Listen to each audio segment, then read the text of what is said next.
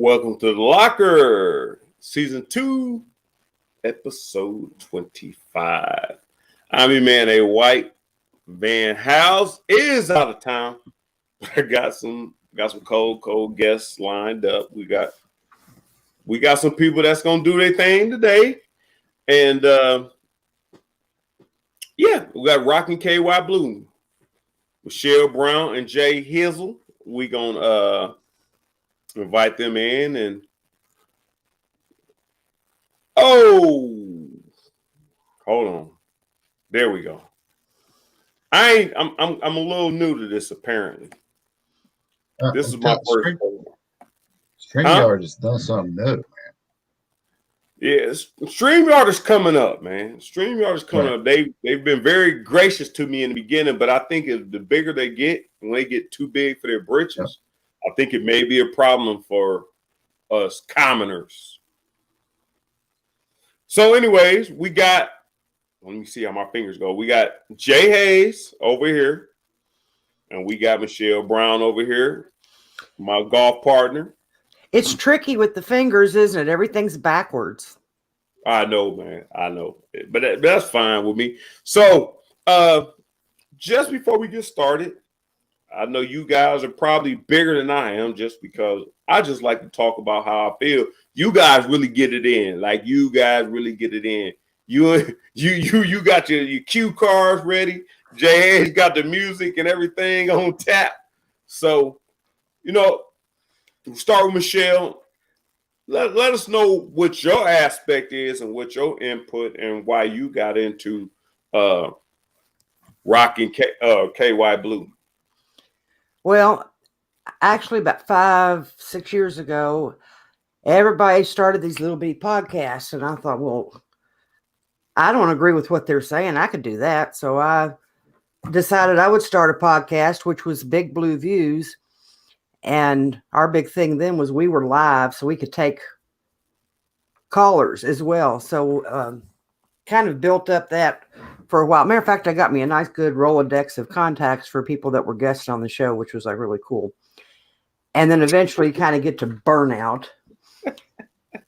And so I kind of burned out and I decided I was going to stop podcasting and was occasionally a guest on Kevin Hale's Round of Shots, and Jay was a guest on there, and that was how we kind of officially met, if you will. We've still not met in person, believe it or not. Oh, wow. And so he sent me a link to another one of his podcasts, wanted me to critique it. And so I did. Yeah. Super fan Ann. Hey, Ann. Everybody say hi to Ann. What up, Ann? Hey, man. High maintenance Hayes. How did you get it? Oh, wow. Just because I wanted to email. Wow. No, because you couldn't email yourself. Wow. Anyway, so I've been podcasting for about 3 or 4 years now, and I've been doing Kentucky sports, from day one, and that's what I wanted to talk about. And podcast is Kentucky sports. So, but I didn't want to be the uptight guys that we hear. Wanted to be different, something fun. And as Michelle said, we met on Round of Shots, and I was like, we're totally opposite. So I hit her up and was like, let's do a podcast. And so far, so good. I mean, she brings that. He's the total fanboy. Yeah.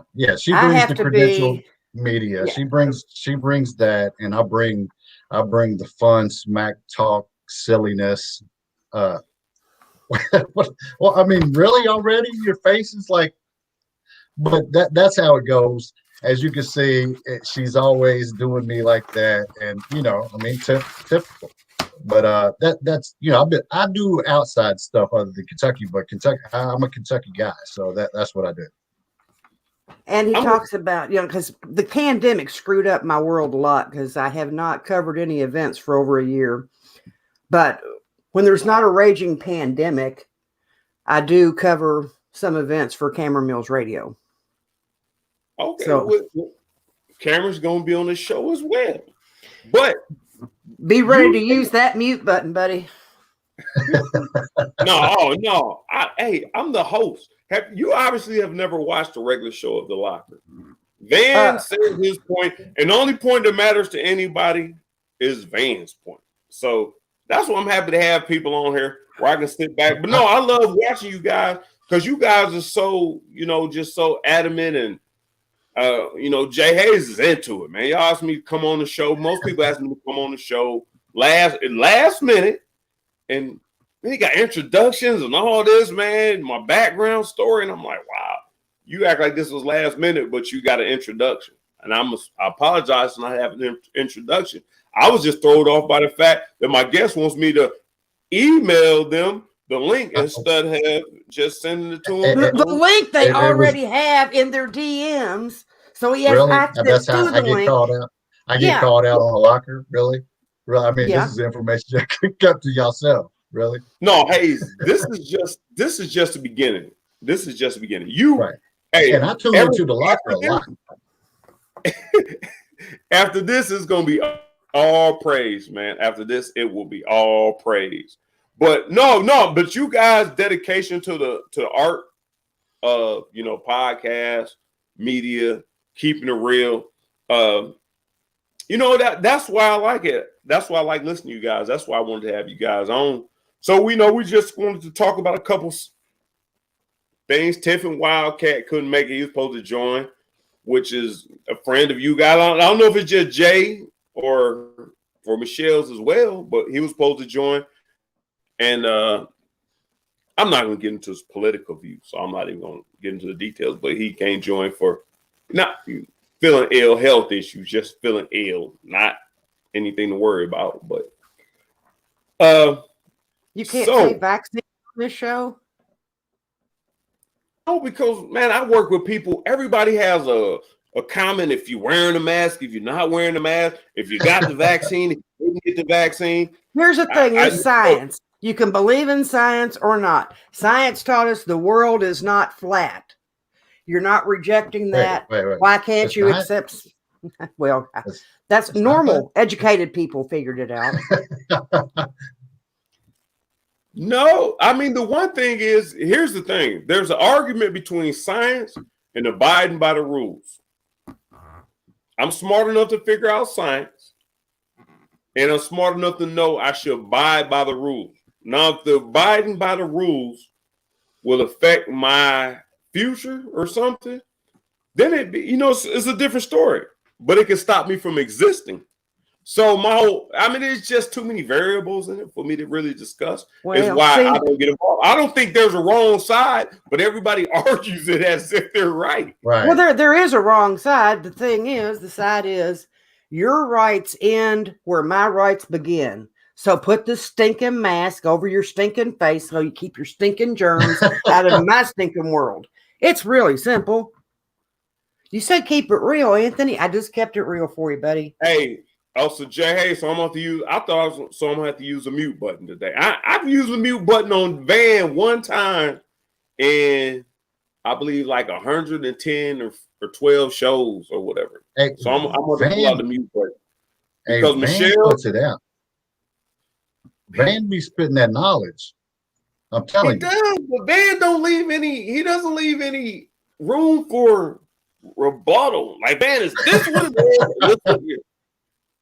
I like it because y'all are offense and defense, and so y'all come at it from those two perspectives in almost everything. That's why I love it. Hey, man, Tiffin, man, sorry you couldn't make it, man. I'm sure Michelle don't seem as perturbed or disturbed as I do. I know Jay Hayes is. He's down there behind the mic. So, we get you back on. We get you back on sometime.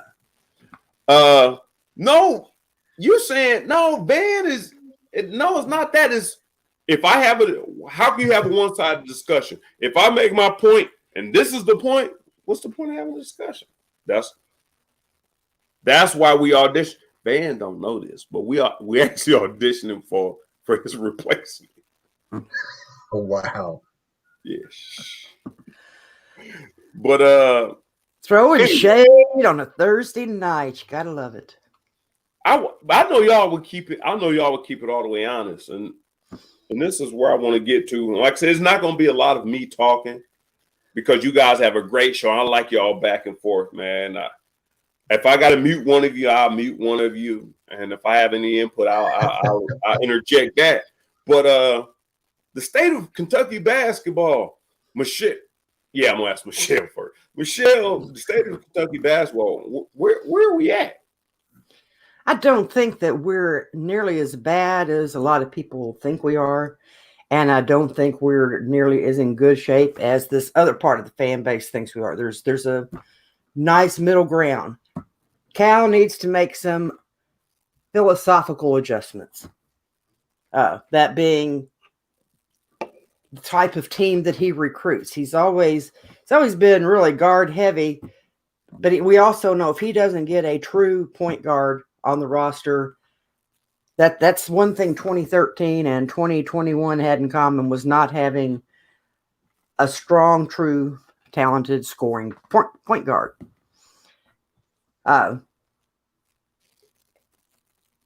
We're not like gonna fall off the basketball map like some people would have you think.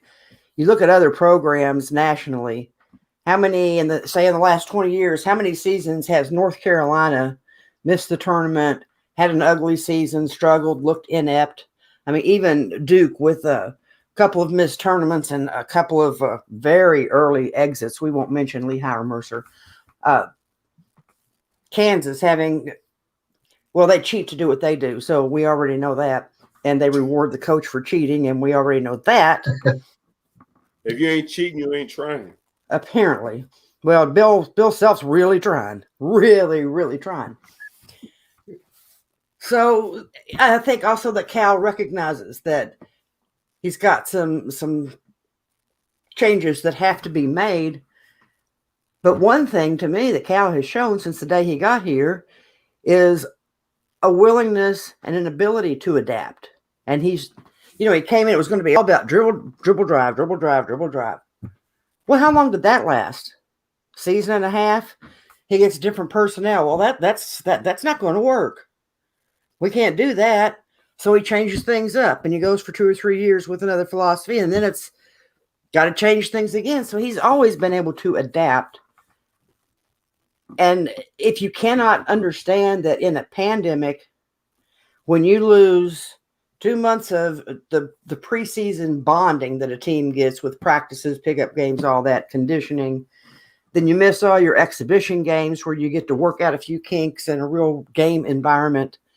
And then you have your only experienced player out with an injury to start the season. And then another one who comes on is going to be a solid player, gets injured. I don't think until the very last game that we were ever at quote unquote full strength. People don't want to say that's excuses. It might be excuses. Okay, no, it's not excuses if it's reality. Those are facts. It's just that simple. And it didn't affect Baylor. So we're going to ask Jay Hayes. Do I need to put her on mute, Jay Hayes? Is she gonna let you speak? No, yeah, she'll let me talk. But yeah, it didn't affect it didn't affect everybody because not everybody had the same protocol. Kentucky was tight on it. Not all colleges did that. So, I mean, a lot of people say, oh, well, the pandemic didn't affect Baylor or it didn't affect this school. Why Kentucky people are using this excuse? Well, Kentucky had those guys locked down, evidently Texas school, yeah, they missed 3 weeks or whatever it was, but yeah, they wasn't on lockdown like Kentucky was. So the pandemic was a big part of it, but Michelle touched on it. Cal will adapt. Nothing is wrong with Kentucky. Kentucky's going to be fine. But for people to say, oh, the pandemic wasn't part of it, no, I don't buy that one bit. Because schools did it different. Kentucky being one of those schools, I mean, those guys were going to practice back to the lodge. That's it. Not all schools were doing that. So.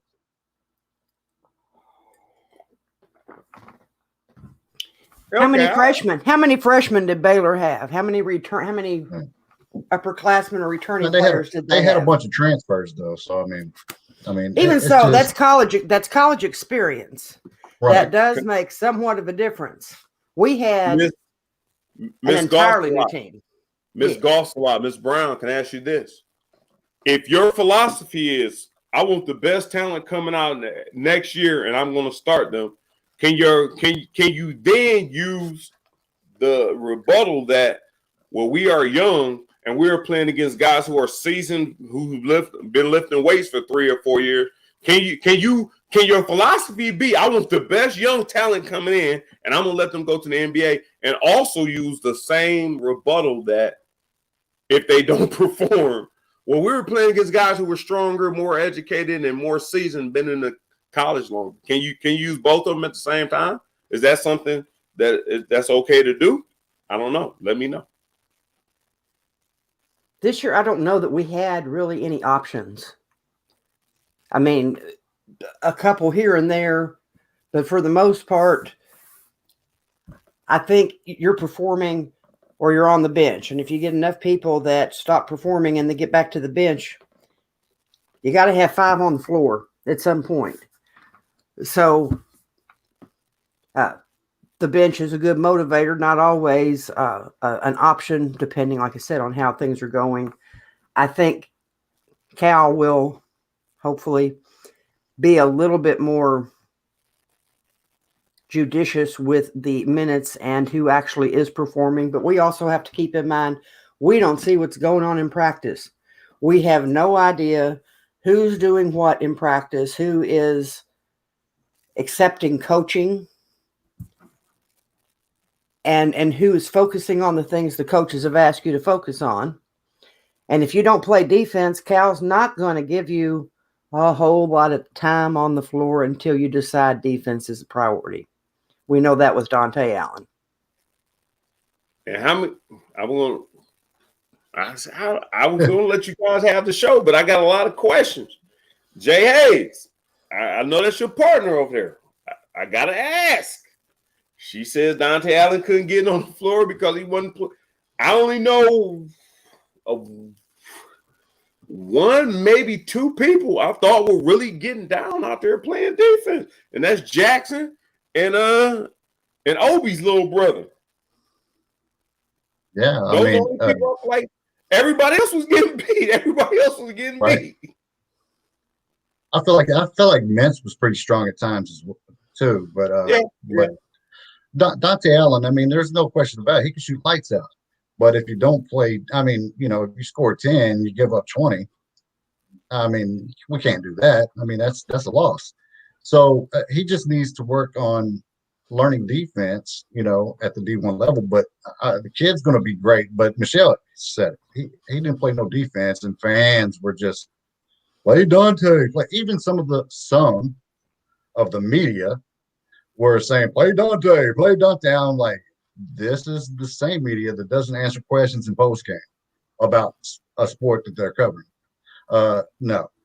So yeah, just don't do that. Because Whoa. You in the locker, man. You can't be calling taking shots at people if you're not gonna say who they are. Because I don't want people asking me who is he talking about. I mean, whoever's in post game. Whoever's in post game. It's crickets in there. Whoever it is, them. I mean, all of them. John Wong was one of them. Cal has a tendency to throw back questions to the media in post-game conferences. Well, if you're doing this in a basketball game, what would you do? And whoever's trying to tell Cal he's all wrong, they'll just sit there and go.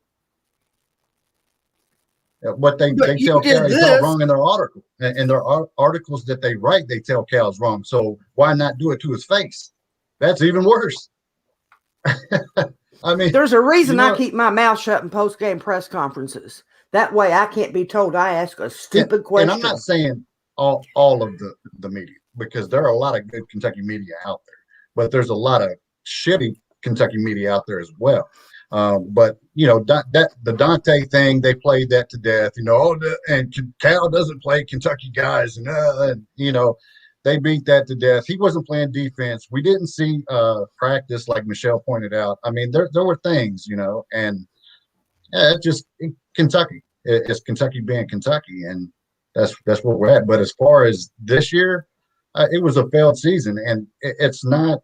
I think it's okay to say that. I like Larry Vaught.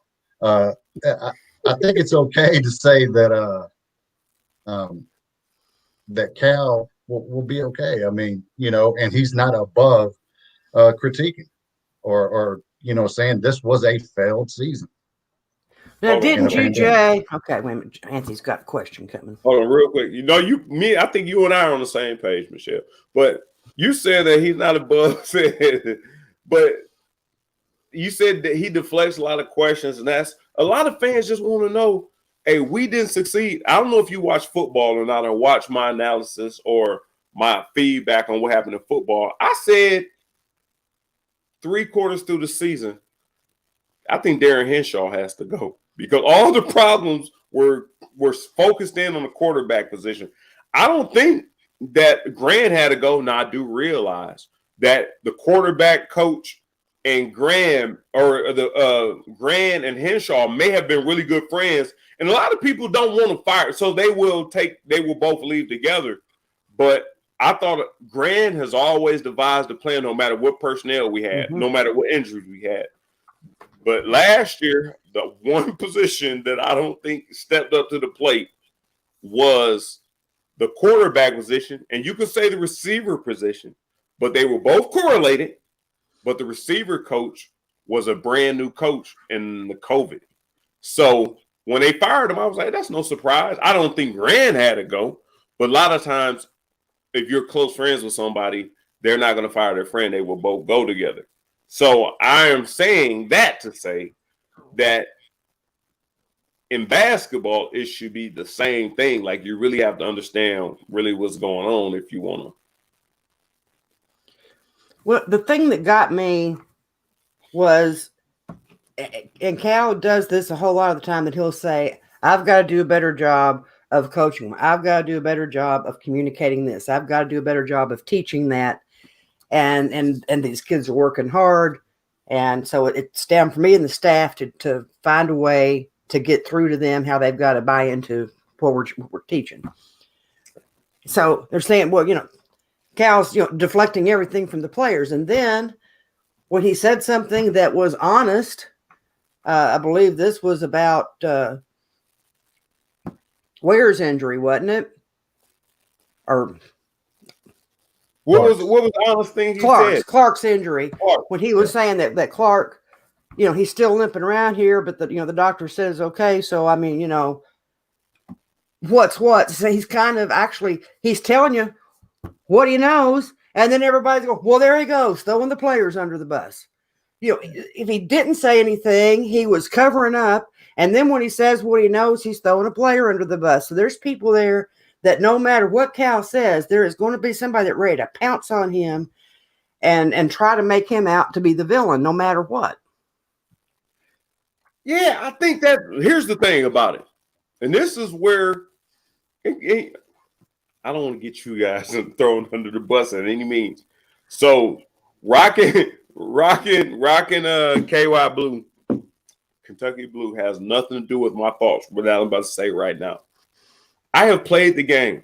I have been out from the game. I have been told I'm not good enough to play at Kentucky, and I come back and play at Kentucky and set records.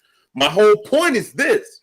When your coach says that this happened, and it wasn't good enough, that's fine.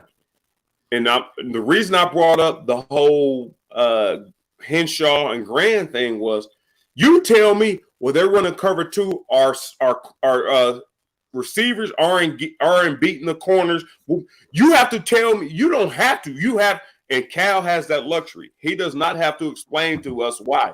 He can say they're not listening to me. I told them this. Now throwing the players under the bus would be to say, I told him to go left, he went right. So I am a big advocate because I have been a victim of a coach throwing you saying, well, no, because I'm good enough to play here. I'm doing what you told me to do. It didn't work out. Nobody asked the players. And if you do ask the players, we don't get to say what goes on. And I am saying with Cal, if hey, you know what?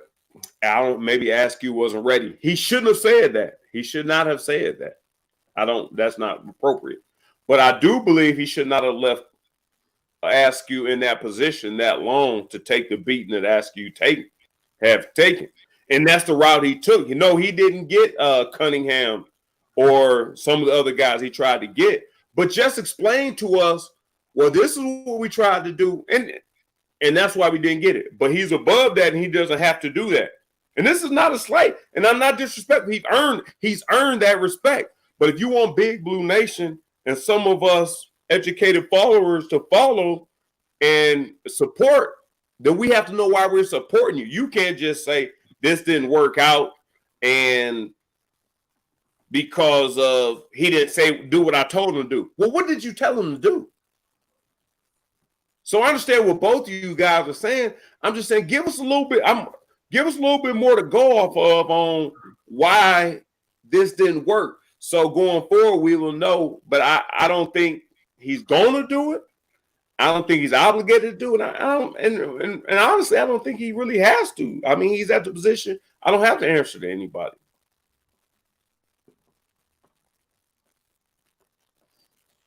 Jay, I talked the last time. Well, I mean, Devin Askew's situation, I think that, you know, if Cal had any thought of Askew leaving, I don't think he would have got those minutes to begin with. He wouldn't have got, but we were kind of in that position to say, and Cal maybe thought, oh man, he's going to be great next year with this, time that he's getting. And, that was my thought. And then for him to leave was just, I feel like, Cal had that discussion with him.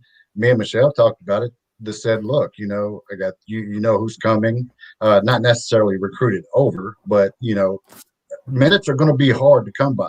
So if you're not in it, then maybe kick rocks. I don't think of it like that, but I think they did have that discussion to say, it's going to be tough next year, but who knows? At the end of the day, that's a discussion between Cal and Askew. We can only talk what we think or our thoughts about it. So. But here's my issue with the whole thing, because when Askew says he's going to transfer, caught me totally off guard. Did not see that one coming. Fletcher, that was, saw that way far down, a long time. As soon as he had to go home at Christmas, his future was pretty much kind of in the stars for me. His future was not going to be at Kentucky, but the thing that got me was they think, okay, Askew's transfer, and then you go to this one Facebook group that I told Jay, my motto is do not read the comments. Just don't read the comments, man. So I broke my rule and I read the comments. And so there's this Billy Bob, Joe, Henry, whatever, who's on there going, well, Cal just chased off Askew just like he chased off Johnny Juzang. Now, let's back this up. I said last year, well, actually, they even said this past month that Cal chased off Juzang because he did not give him enough minutes. Right. He chased off Askew the same way. Now, Billy, Joe, Bob, Henry, Harry Head, whatever his name is, has been complaining all season because Devin Askew got too many minutes. So Cal chased him off by giving him too many minutes. He chases off Juzang by not giving him enough minutes. And it all comes back, like I said, there's just these people that want to blame Cal. I mean, I'm surprised they haven't blamed Cal for COVID. I'm gonna say this. Some of them have. Oh. Hey, I want your rebuttal on this, Hayes. I'm gonna say this much, and I don't know what. Before I say this, Michelle, what is your athletic experience and tenure? How long and what sports did you play? I know golf wasn't very long because I played golf with you, but go ahead. Face. See. He's going to try. I had a new driver when I played. I had a new driver. Yeah. See, excuses. I've hit further with that little 1 foot driver we had on the first hole than you hit with your new driver. Anyway, well, I did. We used my ball. Actually, I did not play in school. I did not play sports there. I was a band nerd, so you could pick band or you could pick athletics. But once I got out of school, French horn, thank you. I played trumpet in junior high, but French horn in high school. Okay. But I did do 10 years of softball. I played in 5 different leagues, so that was my thing until I destroyed my knees and I couldn't play softball anymore. Then I went to golf, and now I'm also in a bowling league. Bowling is a sport. It's good for old people like me. But that's I've always been heavily involved as a spectator, as a student of the game. But in terms of, no, I did not have formal experience other than my. I don't mean this in the meaning way. I want this to be out. I just want this to be understood before I make my next point. Jay Hayes, what is your athletic tenure and experience? I played every sport: baseball, basketball, football. I ran track all through from like 3rd grade through high school. So that's kind of where I'm at. No college. I was in too much trouble to make it that far. So that's kind of right. So yeah, from 3rd grade to through high school, I played every sport. All right, so this is why I say this, and I went through this. Honestly, I've honestly experienced this, and this is why, when I hear people talk about what Cal's, and you guys all know who Timothy Couch is, right? He came to Kentucky, #1 quarterback in America, and they had him running option. Now, so the coach decides my offense is option. Damn it, you gonna run the option. It didn't work out for Tim, and Tim looked like do. What is it? D-O-O? D-O-O or the D-O-D-O? I think it's D-O-O-D-O-O. Yeah, do. So everybody's like, okay, and the coach got fired because you had a great athlete. The problem I have is this is where I ask you guys that is because I've been in this situation where I came to college. I am a great athlete. You brought me here to help you get to where you want your team to get to, and you collect your paycheck at the end of the day. So if a coach brings Fletcher in, Cameron Fletcher, Askew, Sarr, if you bring these guys in, utilize them how you think you can utilize them because they are coming here at your mercy. So that's where I don't get the whole thing where you're saying, well, this person didn't get enough time. No, Juzang came here for your mercy to give me an opportunity.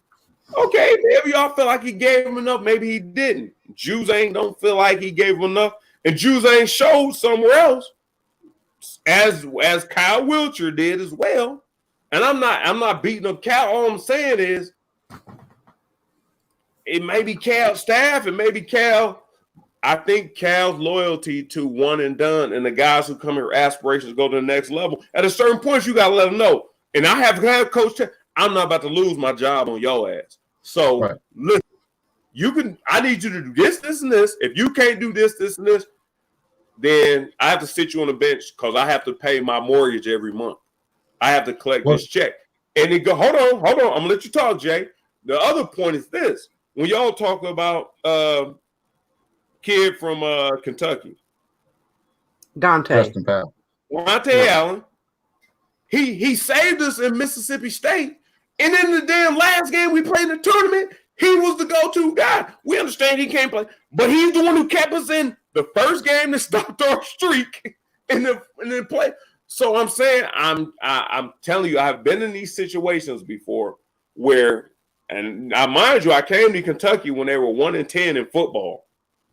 I was the only red shirt freshman on a team with a senior and true freshman behind me.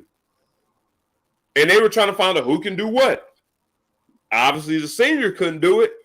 And they were just kind of sifting through everybody. trying to find out what happens. At this time, they got Tim Couch running the option. So if you are a coach and you are paid the money, type of money they're being paid, you have to bring these guys in and let them know that I'm going to take care of you. I'm going to put you in a position. The coaches want them to perform. If you are Anthony Davis and the squad he came in with that can actually play and the IQs are so high, they don't need to be coached.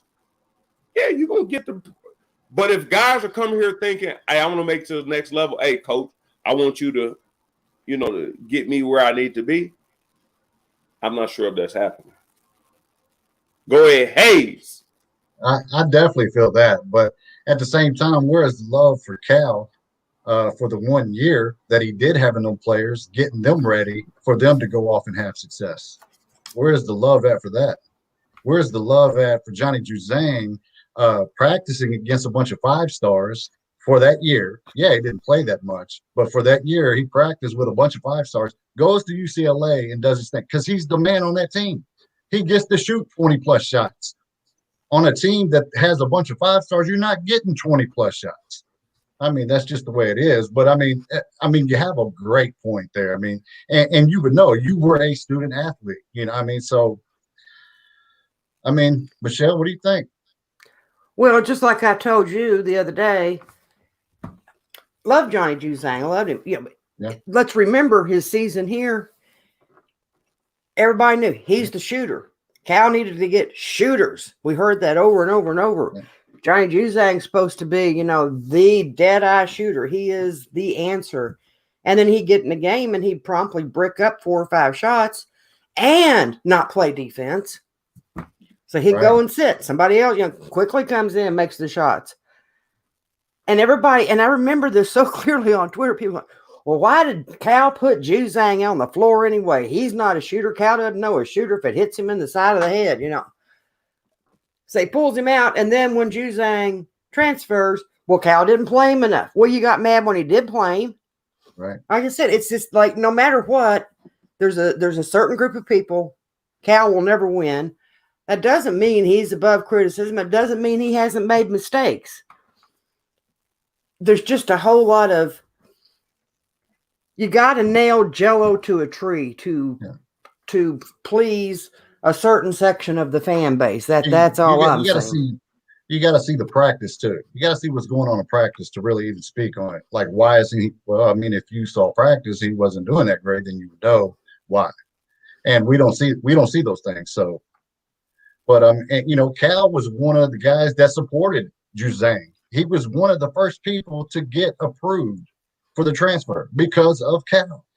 Those are the things Cal does to support his players. It didn't work out here. Kentucky's not for everybody.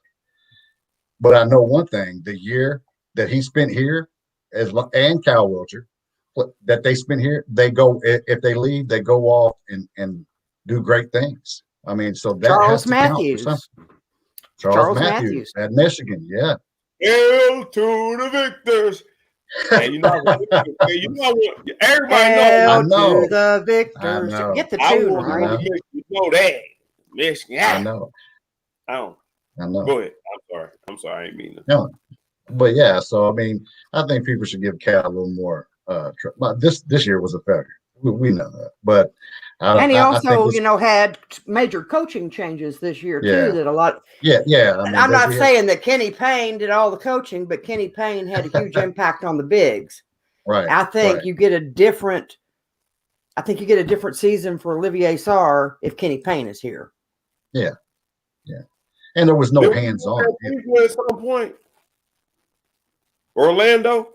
Didn't we lose Orlando and Antigua at some point? Yeah. In Cal's career. Yeah. And he was at the time he left. He was the big recruiting person. Recruiting went down a little bit. Then he goes to his brother, and then his brother gets in NCAA trouble. So then it kind of makes you think, well, do you want Orlando back or not? There's that little stank kind of stuck to the back of him, even though he wasn't implicated in anything, but when you're around it, you're around it. We're going to move to football, but I'm going to ask you this before we move to football, because I'm curious to know. Everybody always asks me about my mindset and my podcast. If Cal was doing something wrong, do we have the ability to get the answer? And does anybody have the ability to get the answer? If he felt like one thing about old A. White, if old A. White mess up, and you're gonna hear from some of our guests. I played basketball against Dale Brown when I was a freshman in college. And I didn't know who he was. And I was like, we played the UK right. and I was like, no, I just don't like losing. I don't care what the hell's name is, where he came from. And now we best friends because I didn't like the fact that he was being so showboatish and he was an NBA player. So my point is, if Cal is there going to be a point, or is there a point that you feel like that Cal says, I messed up, and or you think that's really not relevant, or do you think that's relevant? And that's why a lot of people clamor for, attention.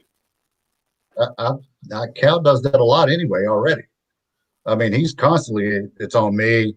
I shouldn't have done this, or I shouldn't have done that. He's always, that's who Cal is. He takes accountable for everything he does. He's accountable for. So, Michelle, you agree?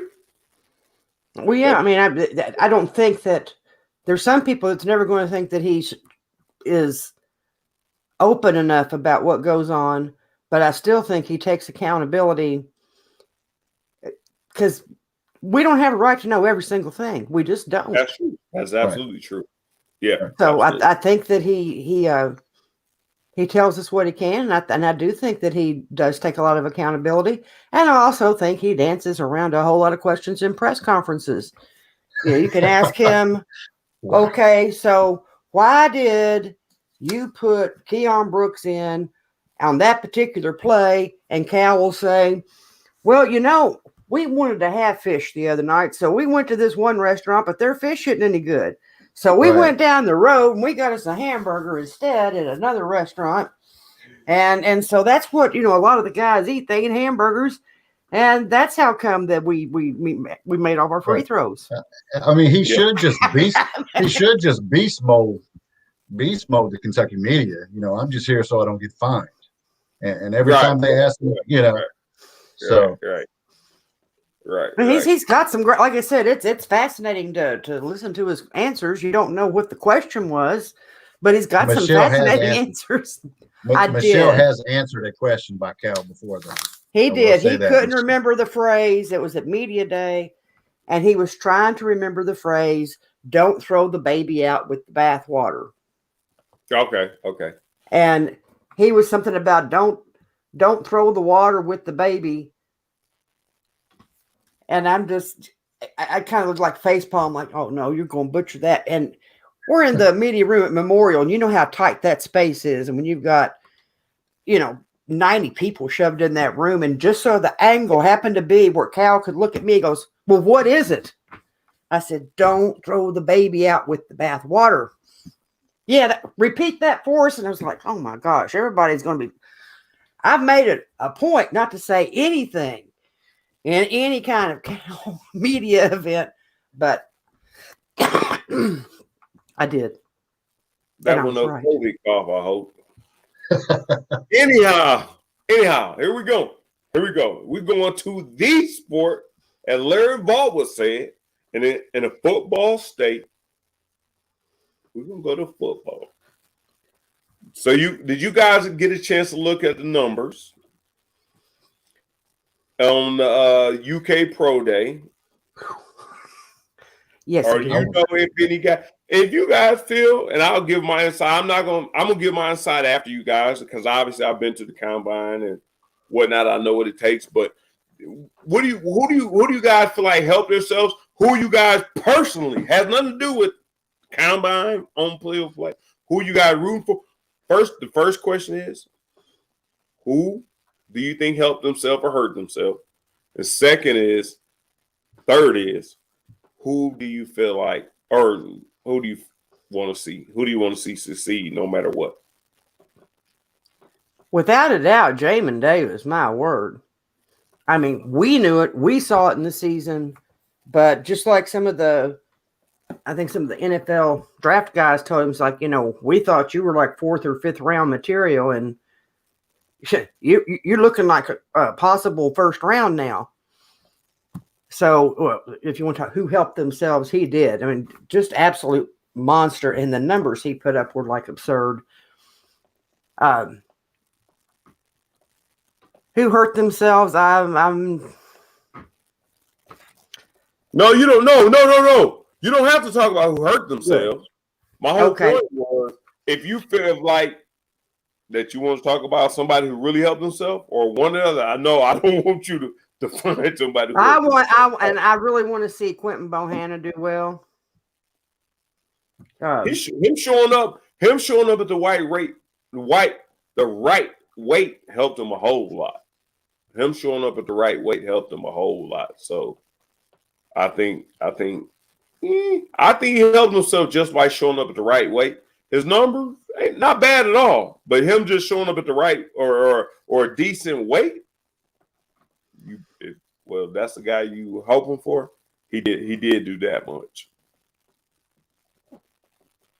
I just think overall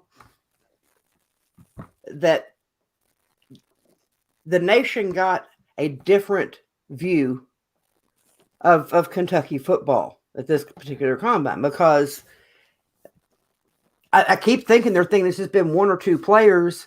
We had a Lynn Bowden, we had a Benny Snell, we had Mike Edwards. We had certain players. We had a Josh Allen, but that was just this one player here, this one player there, and now they're looking like there's a reason there's a big blue wall. And the thing that I've talked about for 2 or 3 seasons now, the difference in Kentucky football, everybody's like, well, we're not going to get 9-win seasons all the time now. And we had the right mixture. Where we were 5 years ago, first team, I think if you looked at first team offense, first team defense, we could hang with anybody as long as we didn't have to put a sub in, because that drop off in talent was remarkable. And now that's not the case. And like I said, when you get the offensive and defensive lines, they're sitting there interchanging players, running them in and out, and you don't notice the difference. Yeah. And I think that, like I said, the numbers there, the solid performance by a number of players, I think that kind of opened a few eyes across the nation that Kentucky football it's a thing. Yeah. The progression they've had now. The progression they've had now over some years is showing up, and a lot of people are liking it. Jamin Davis is another, with Josh Allen and those guys. But I think Jamin Davis did help himself the most. But see, here's where I'm at with it. I don't know about pro day and stuff. A lot of people are like, that doesn't help, and I don't know. You would know more, Anthony, than anybody if that helps a player or not. But these Kentucky showed out, and so. But as far as who I'd like to see is AJ Rose. I mean, just personally a fan of his, and I'd like to see him, move on somewhere and have a somewhat of a career in there. So where I'm at with it. Yeah, like I said, I would like to see Jamin do good. I thought Boogie's numbers weren't really great. I thought Boogie, I would like to see him because I just think he's the type of guy who plays. The problem is I'm friends with some of the coaches, so I know what kind of effort these guys are putting in into making. And that's where when you talk about Quentin Bohanna, talk about him making to the next level. I know a coach that coached him all year, and they had goals for him. He didn't make it. Now when the money's thrown in front of you, now you lose weight. You put all the extra effort in. I'm just like, now the NFL not putting millions of dollars into you to decide if you want to do this or not. But AJ Rose is the guy I think, he sat and waited his turn. He sat behind Benny. And he's waited his turn. I think he tested good on a lot of things. He has the size. Give him I think he may be a late round free agent, get an opportunity to show himself. Obviously, Kelvin Joseph, he did his thing. He did his thing. Like, if he ain't first, second round, I don't know. And there was a big argument about whether he should be considered a Kentucky football player. People said because he didn't play the last 2 games, we're not consider him Kentucky player. And then there was an argument that if he goes first or second round, are you going to consider him? And the same person was like, well, there was one same person that said no. And there was another same person who said, well, hold on, let's think about this. So what do y'all think about that if Kelvin Joseph decides that he's going to go first or second round and teams draft him? How did you feel before, after he didn't finish the season? And how do you feel if he gets drafted first, second round? He's going to get drafted, but at first, second round. I was disappointed he didn't finish the season, but not as disappointed if it had been a regular season. If we had not, maybe if our record was better, maybe if those last couple of games would have made a big difference. I guess I understood. I was more understanding this year for decisions because it's just because this was a very unique year. Typically, I'm not a big, and if it's a mean nothing bowl game and somebody that's getting ready to go to the pros and they don't want to play in the bowl game, I can't fault them. It's not my career that I'm putting on the line, as a fan. Yeah, I want to have all of our best players out there, and people will say, well, if they really cared about their team, they'd be there no matter what. But I'm also thinking a lot of these guys are fathers. They've got families to support, and theirs is like, I can go out and play in this bowl game, and one guy hits my knee the wrong way, and I don't get an NFL career. But the problem is, hold on. I'm going to say this. 2 years later, after Josh Allen, who went to the top 5, and Benny Snell going in the top 3 rounds, both playing in the games, how are you going to fix your mouth? And mind you, Benny gets hit every play, whether he has the ball or not. Josh get hit every play, whether a quarterback does not have to get hit if he doesn't want to. Right. So, but go ahead, continue. And I get all that. I think it comes down.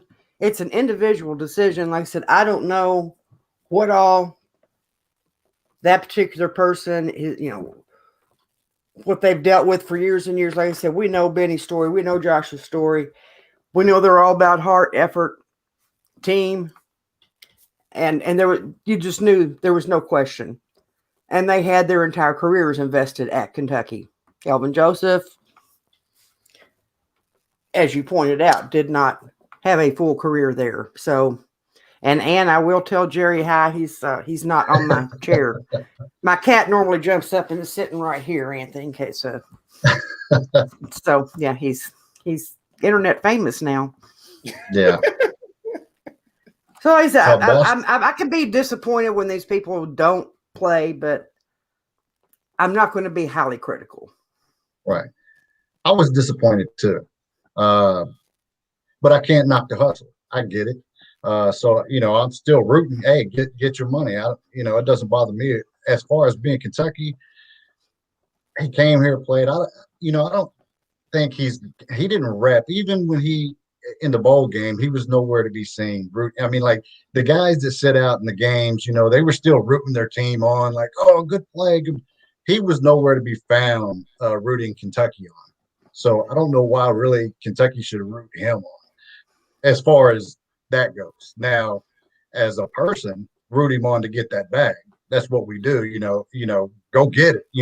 I'm a believer in that to root your man on to get your money. But as far as Kentucky goes, I don't think he had the love for Kentucky like Kentucky had the love for him. So I don't know, but I wish him luck. I wish him luck and hope he goes out there and does it. That's kind of where I'm at with it. So how do you guys feel? And I think about it. How do you guys feel about, from what both of you guys said, and me just listening to what you guys said and think about what I went through? How do you guys feel about Kentucky? And it's been in basketball for a long time. How do you guys feel about Kentucky being considered like a business investment? Like, these guys are not here because they love Kentucky. Now, I'm going to be honest with you. I didn't come here because I love Kentucky. I came here because something happened with Ohio State and Michigan, and the guys who recruited me from Kentucky did the best job of influencing me to come here. Now, mind you, that was a long list. So Kentucky is not like, oh, Kentucky was nothing. But my top two was Ohio State and Michigan. And it just came down to this. But now it sounds like Kentucky is a ground where, but it's business and football, because Kelvin was only here 1 year. It's business and football just as much as it is in basketball. How do y'all feel about that? It's about time. So you love it. So you love Kevin Joseph coming here playing 9 out of 10 games, 9 out of 11 games, and getting a shot in the first round. Doesn't bother me at all. I mean, like you said, it is a business. Some people stick around, though. Some people show Kentucky love. There's a difference. He didn't. I mean, maybe the future might show that, but I mean, in the bowl game, go look for some of his tweets or anything about Kentucky and the guys that he was playing with. There's none of that. Some people like Kentucky. Anthony White, talking Kentucky all day. It grew on you, and you know what I'm saying. So, but it's like you said, it's a business. I'm for it at the same time. But I'm for paying players. So and that's a whole nother thing. But I'm for that. Okay. I think these players should get the bag. So.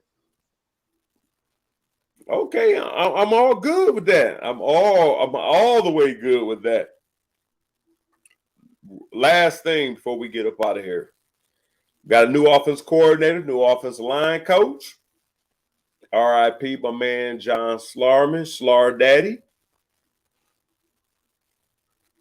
What do you guys take thus far? I take it all as coach talk, coach speak. I don't have I'm just letting, for my listeners who listen for me, I don't have a take at this point because it's all coach speak to me. What do you guys gather from the new OC, O-line coach, RB coach, and 1 year in receiver coach? How do you think the implementation of the offense is going? Well, just like you, we even get a spring game to even kind of get a little peekaboo at what's going on. So this year it's a little bit tricky. I'm glad they're using Kroger Field for what they're using it for right now, and I appreciate why we don't get the spring game. But that's kind of when you get a little glimpse as to what's happening. And much like you right now, it is all coach speak. I guess what I have seen from the clips that come out and Stoops' reaction and his just his whole persona right now, he's been joking in press conferences, and he kind of seems a little bouncy in his step. And there seems to be a lot of positive energy in that. And like I said, I'm like you, Anthony. I don't think that Eddie Grand was the problem with our offense. I do not believe that at all. I think he's a brilliant X and O guy. But when you change all these things, and maybe there's it would be nice to see more than just running the ball up the middle. And that's nothing against running backs. I'm a very big fan of the running backs and the whole ground game. I love that. I think you got to be smash mouth. You got to have some of that in you if you're ever going. Exactly. You got to have that if you're going to be successful. But man, you have eventually got to air it out. You have to open up the field. And, some of the receivers that we have coming in, I'm going to be a big fan of Wandale because I've said this on my podcast before. Where I live in Frankfort, I could sit out on my front deck on Friday nights and I could hear the PA announcer from Western Hills when he would make a touchdown. I hear him call, Watnell Robinson, touchdown. You know, I just live a couple of blocks away, so that was kind of cool. And the praise, I mean, Josh Paschal calling him the truth, that's kind of, Josh Paschal doesn't talk up people unless there's something behind it. So I'm very optimistic. So just seeing everybody's attitudes. Everybody seems really happy, really positive. Like they got secrets, and we're going to find out about those secrets later this fall. Oh, yeah. We want Bama. And I think Josh Scales is happy. I think Josh Scales is probably happy to get some offensive production and know that on 3rd and 7, 3rd and 5, that we got somebody who can keep them on the field so I can get a little bit more rest. So that's kind of where I took from, Josh calling them the truth or whatever, man. But Jay Hayes, man, come on, man. Where we having that football talk? Hey, man, I like it. I like what I'm hearing, but it's yet to be seen. You got to show me. So, I mean, but I like what I'm hearing. I think we're just still well, we should see a Liam Cohen, a Twitter account soon, because that's going to probably, because that's what Big Blue Nation does. Eddie Grant, I thought, was a genius. People were still, you just saw the comment, Grant to Clark County. That's funny. But I think the hype is there, and that adds to it for these players. The morale is great right now. We're trying to get over this COVID thing, and so I think Kentucky will be all right. I mean, hell, I predicted 10 wins last year. So, my prediction is going to be crazy this year, but I mean, it's yet to be seen. So that's where I'm at with it. Yeah, he predicted a perfect season. Let's get real. We had 10 games. Somebody else did too. I predicted 9-1. So I don't know if you count me in that, but I did predict 9-1. I didn't think that Florida, Alabama, and somebody else was in there. I didn't think that stretch they would go undefeated, but I thought they would beat everybody else. They was in that Alabama game for a while, man. If you can't move the ball against Alabama, I don't think people really understand. They act like the team we beat at Alabama was terrible. Dude, like what was it, 30 something to no, but was it? Well, we won by a field? No, we won by extra. Oh, so it was 34-40. That's a lot of damn points. Yeah. So every time they score, we had to score. It wasn't like they couldn't. The problem was they were good on offense. Only problem was they couldn't stop you, boy. I see you truck some Bama players. Oh man, come on! They said 3rd and 2, man. Coach, hey, you don't know how many times, Coach. Man, come on. Right. So the next time I gave him this, and I gave him the bop, and he went for the bop, and then the bop took me off to the sideline. But come on, man, we're not here to talk about me. We're here to talk about. After he talks about himself for 10 minutes, we're not here to talk about me. Right? No, I see. That's for real though. I did see you truck some Bama players. Yeah, no, I did. I did see that. They cost me my job prior year, man. I had 3 carries for negative 16 yards. I had 2 fumbles, and one was on an option pitch. One went back like 10 yards is why it was so bad. But, yeah, so, I mean, it is what it is. But like I said, we had the right direction. We got the right things going. Yep. Like I said, we needed enough offensive weapons, I think to get us over the hump. I think Wandale's going to be one of the guys. We got the guy coming in from Penn State. We still got Bo Allen here. We still got Gatewood. Joey. We still got Joey here. And then we got the receivers here, man. And we bring some young talent. So I think the pressure is on. Everything I'm hearing from the coaches is the pressure is on. So the guys who are already here need to realize, like, the stuff you've been doing for the past year or two is not going to get you to next year. We got young guys coming in their first year and they ready to play. And if they doing the thing, then they about to get a piece of this action. So right. And again, that kind of goes back to your previous question. Kentucky now, the quality of talent that we attract, whether it's because they love Kentucky or because they love the fact that Kentucky is showing they develop players. They get here and we've got a staff that develops players. See, like, Josh Allen, I mean, you talk about the biggest commercial for Kentucky football ever. You're a 2-star. Nobody wants you. And you come here and you come out as a first-round draft pick. Yeah. Top 5. I want to go. I want to go with those coaches. Business or not, somehow or the other, most of them, and there's exceptions, but most of them throughout the course of their time at Kentucky end up loving Kentucky and being all about the Big Blue. Right. I've come here for business, but they let a little emotion come in there too. That's the best ones that come out, take a little bit of both worlds. Right. I think Marcus Spears, the big swagoo, I think he said that Kelvin Joseph was the best corner. Wasn't he? Didn't he say that? The best corner in the draft? Because they're all from Louisiana. Right. And so, But I mean, he keeps it real though. So my only thing was when he was gonna run, and they said he ran that 4.3. Once he run, hey Hayes, man, speed is one thing you can't teach. Oh, I know. Speed is one thing you can't coach or teach. You're right. Man. You're right. You're right. But you can teach. You can better somebody's running. You can teach them running, but you can't teach that speed. But you can teach them how to run right. Especially, So there's that.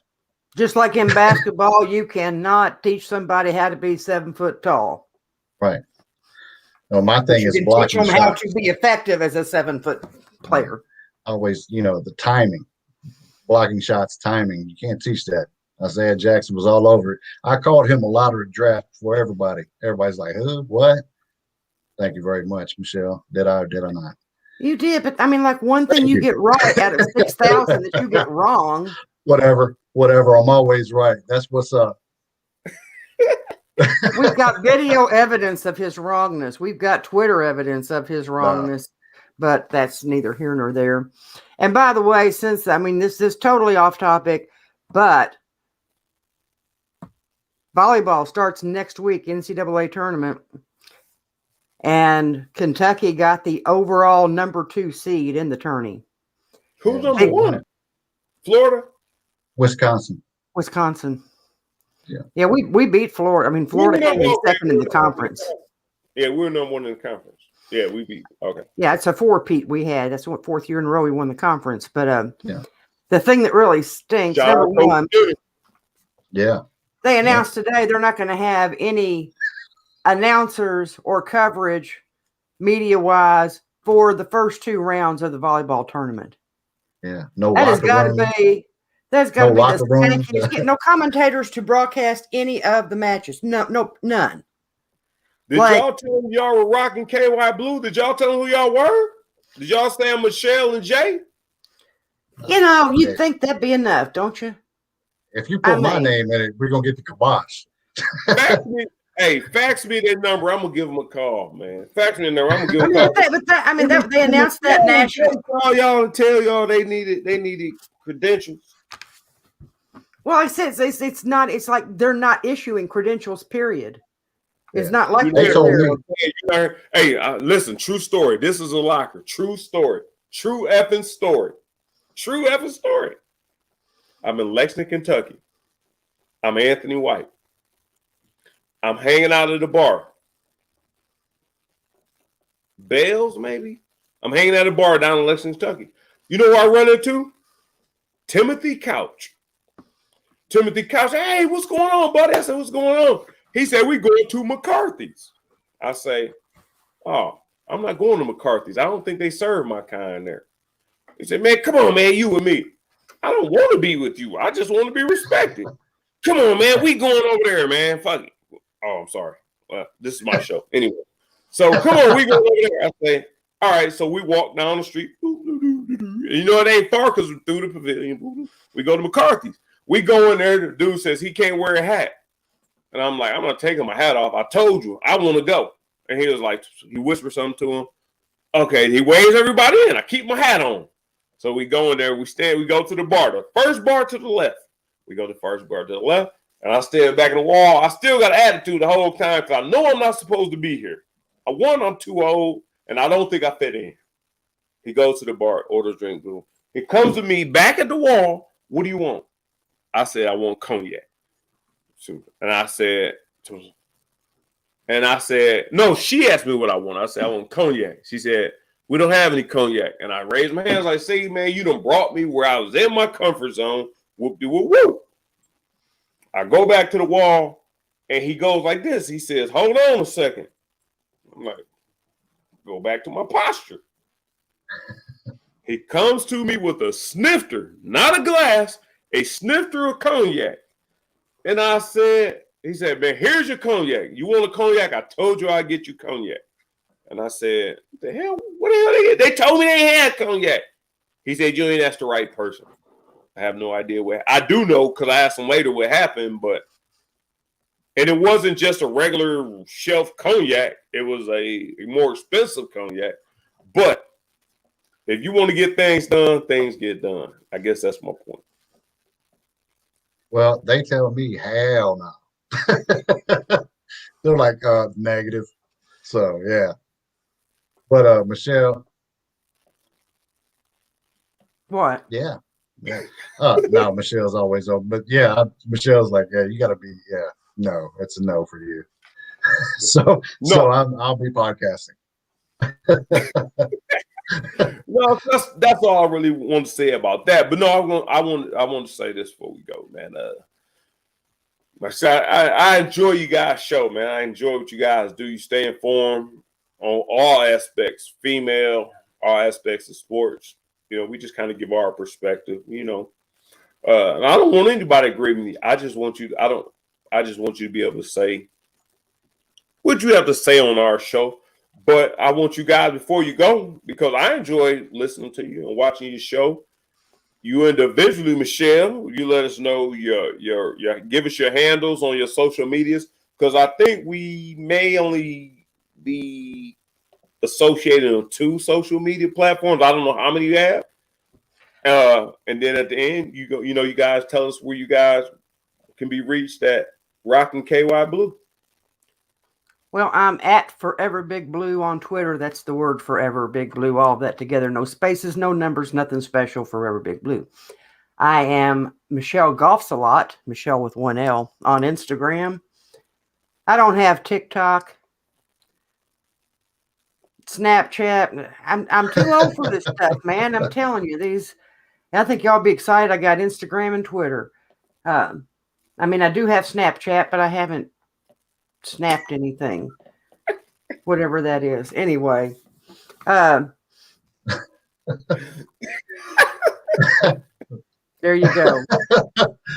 See what I mean? I'm too old for that. Yeah. We all are, actually. As far as our podcast, it's at ROCKIN KY Blue. That's who we are on Instagram. That's who we are on Twitter. We have Facebook page. That's ROCKIN KY Blue. Go to Facebook, like the page. You don't even have to like it. Just like it because I told you to like it. We record on Monday mornings, roughly at 10 o'clock. We're live on StreamYard, so you can watch us there. There you go. And Jay will go on with all of his different names and then tell you. I have one name. I have one name. No, because you're JHAZZEKY on Twitter, but on Instagram, you got to be JAYHAZZEKY. So it's different. That wasn't my doing.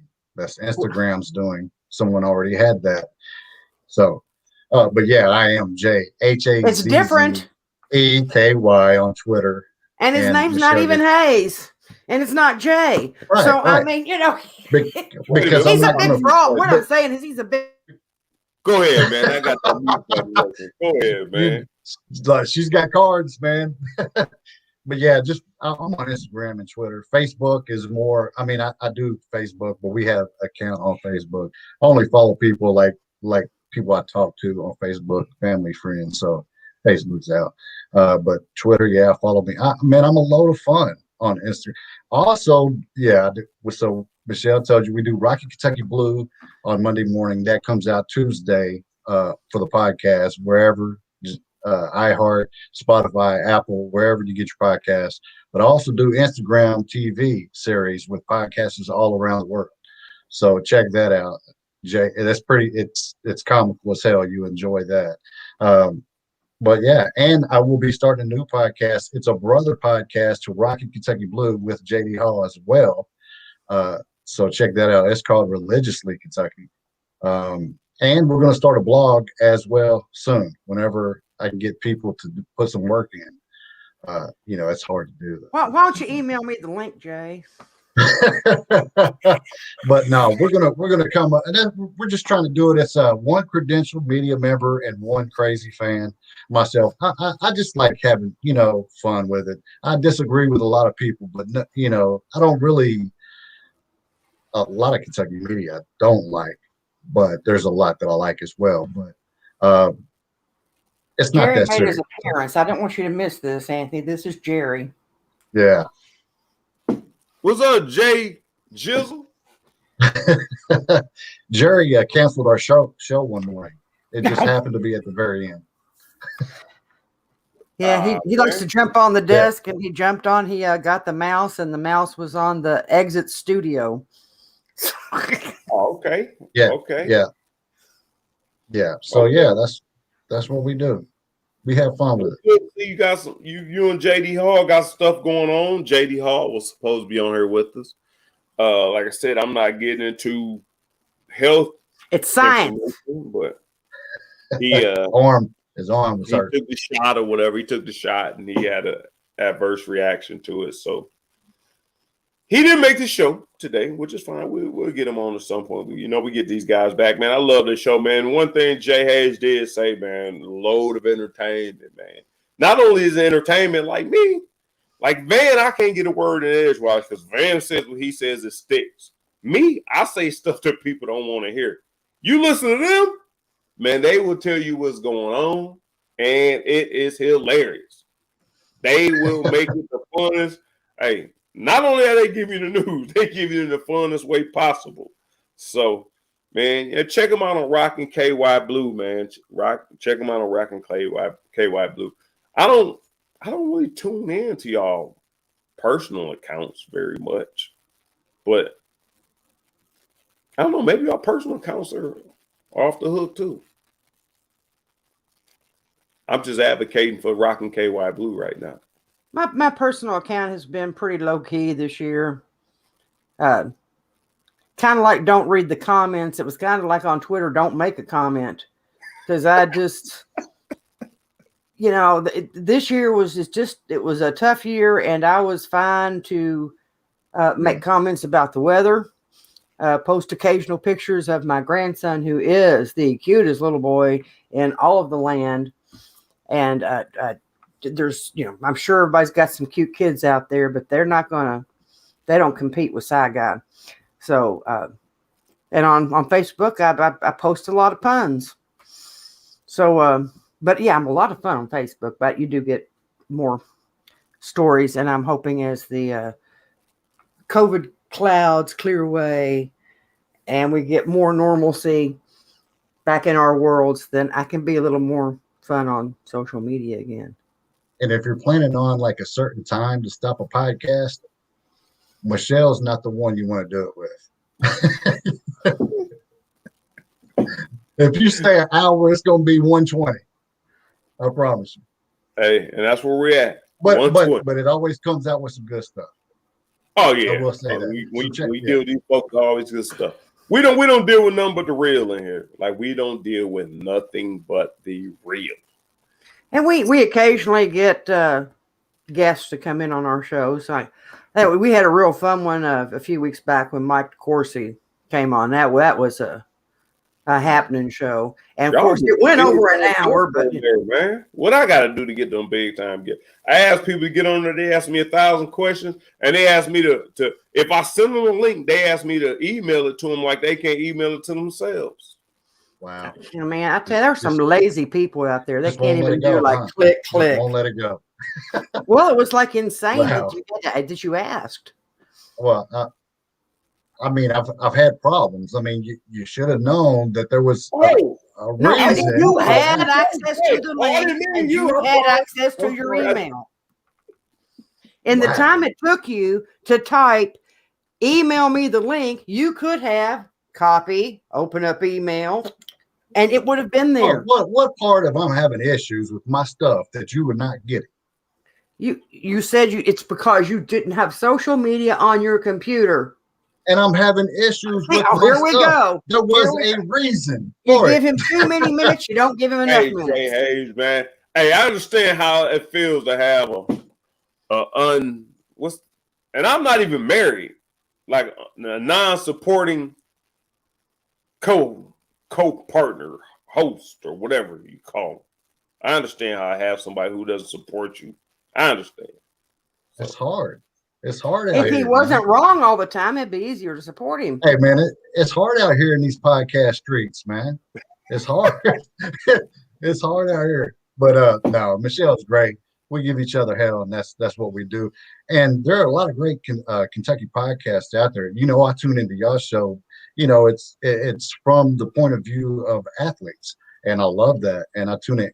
I do like Van's takes, though. I will tell you that I do like a lot of his takes. Love defense and love running back too, but still. And Sunday morning sports talk. That's Sunday morning sports talk is a good show. I like that. Yeah. I've tuned in there too. But yeah, you do your thing, man. You got a Hall of Fame journalist. You got a person right there in the locker rooms. And then you also got a guy who's been in the locker room, man. You get a lot on Sunday morning sports talk.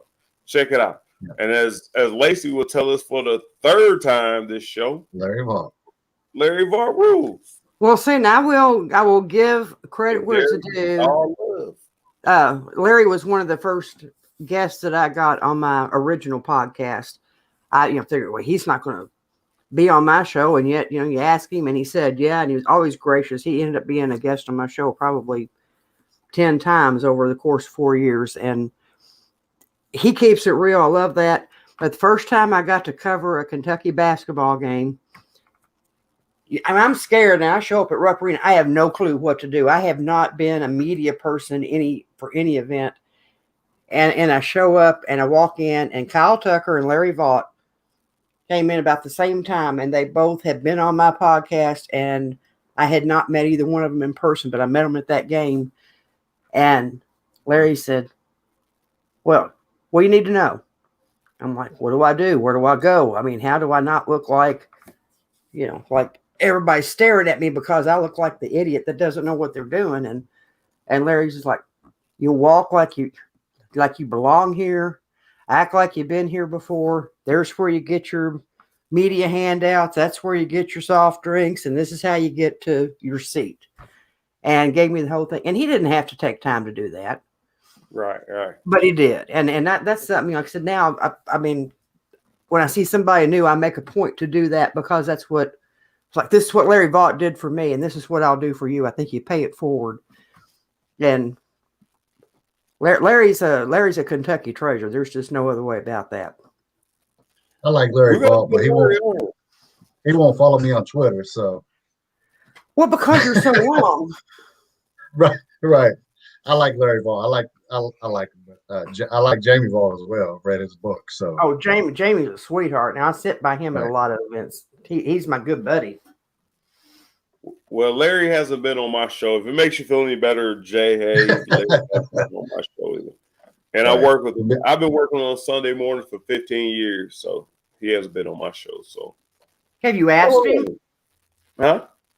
Have you asked him? No. Why do I have to ask him? He said, hell no. Why do I have to ask him? Well, he can't read your mind. Yeah, because we talk about the same stuff all the time. He's like, hey, Anthony, I'm going to come on here and talk about this. A lot of people ask me that all the time. But a lot of times, how about, Larry, what they want to talk about, I don't want to talk about. Well, here it is. Hey, Larry, on the locker this week, Van and I were kind of wanting to talk about this particular thing that you mentioned. And I bet if you were there, you could add a whole lot to the discussion. I did that on Sunday morning because Curtis says, Curtis says, "What are you talking about this week?" I said, "We're going to talk about this." And Larry Vaught knows we're going to talk about this. And Larry Vaught But Larry Vaught doesn't know that you want him to join in the conversation. Vinny Hardy cracking me up. Larry doesn't follow me either, but you ain't got to be petty like that. Hey, man, you got to be big time for Larry Vaught to follow you. Right. Have you ever had Vinny Hardy on your show? People follow him. I had people trying to call me out on, and some of my people I thought really respected me, try to call me out on not following them. Like at one point in time, I was following like 3,000 people, and I didn't like it. I was getting, and that you got all know if you follow me or I don't. I mean, I'm not on Twitter very often, so when I look, like it was just all this just going down the script. So I don't follow a lot of people. I follow people that I know personally because I know what they're talking about. You know how to fix that, hon? There's a thing called lists. And you go to lists and you put the accounts in the list, the ones you really want to see their content, and you can get a feed that's just made up of the people you want to see. You don't have to unfollow all the other people. You can occasionally get them. But have you ever had Vinny on your show? Several times. Okay, good. Of course, not by himself, though. Not by himself. Of course, Larry Vaught follows Corey Price. They're going to co-host one of these shows as well. Well, everybody follows Corey Price. He's the stat man. Yeah. He's the stat machine. Yeah, Corey Price is more. He's everything, man. He's a treasure as well. He is indeed. But so all right. So we're gonna mosey on out of here. What's been fun, Anthony? Thanks for having me. I just want people to know to go check y'all out, man. Did we get the gig? We have.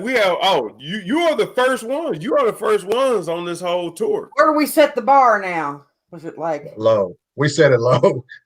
We set it real low. Y'all set it right where you're supposed to set it. You know what?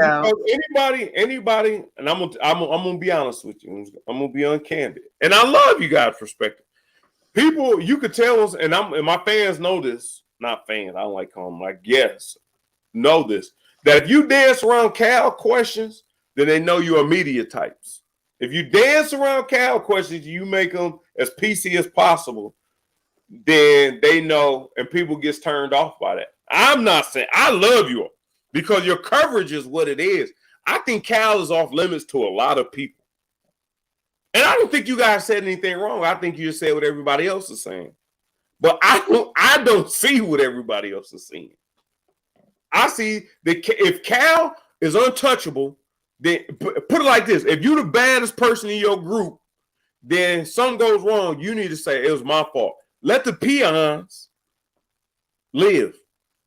It was my fault. And if they want to kill you, then they kill you, which they can't do because they don't have the strength to do it. Right. Cal does that, though. Huh? Cal does that, though. Cal does that at the right time. Well, I mean, he's a professional. He has to know when to do that. Cal's cold-blooded, man. Cal's cold-blooded. My background is management. I know when not to throw my people under the bus. Right, go ahead. Right. And you have a different look on it too because you were a college athlete. I have been put in positions where I couldn't be successful. It's just like if Tim Couch says anything about any coach who made him run an option, and he's the nation's best quarterback, even though do you guys know that the offensive coordinator who had Tim Couch running the option was the same offensive coordinator that had Cordell Stewart, Rashawn Salam, and had Rashawn Salam as the Heisman Trophy winner? Damn. So he ran an offense. All he kept feeding us was I had a Heisman Trophy winner quarterback or Heisman Trophy running back running this, and Tim Couch is saying I'm the number one quarterback in the nation coming out of high school.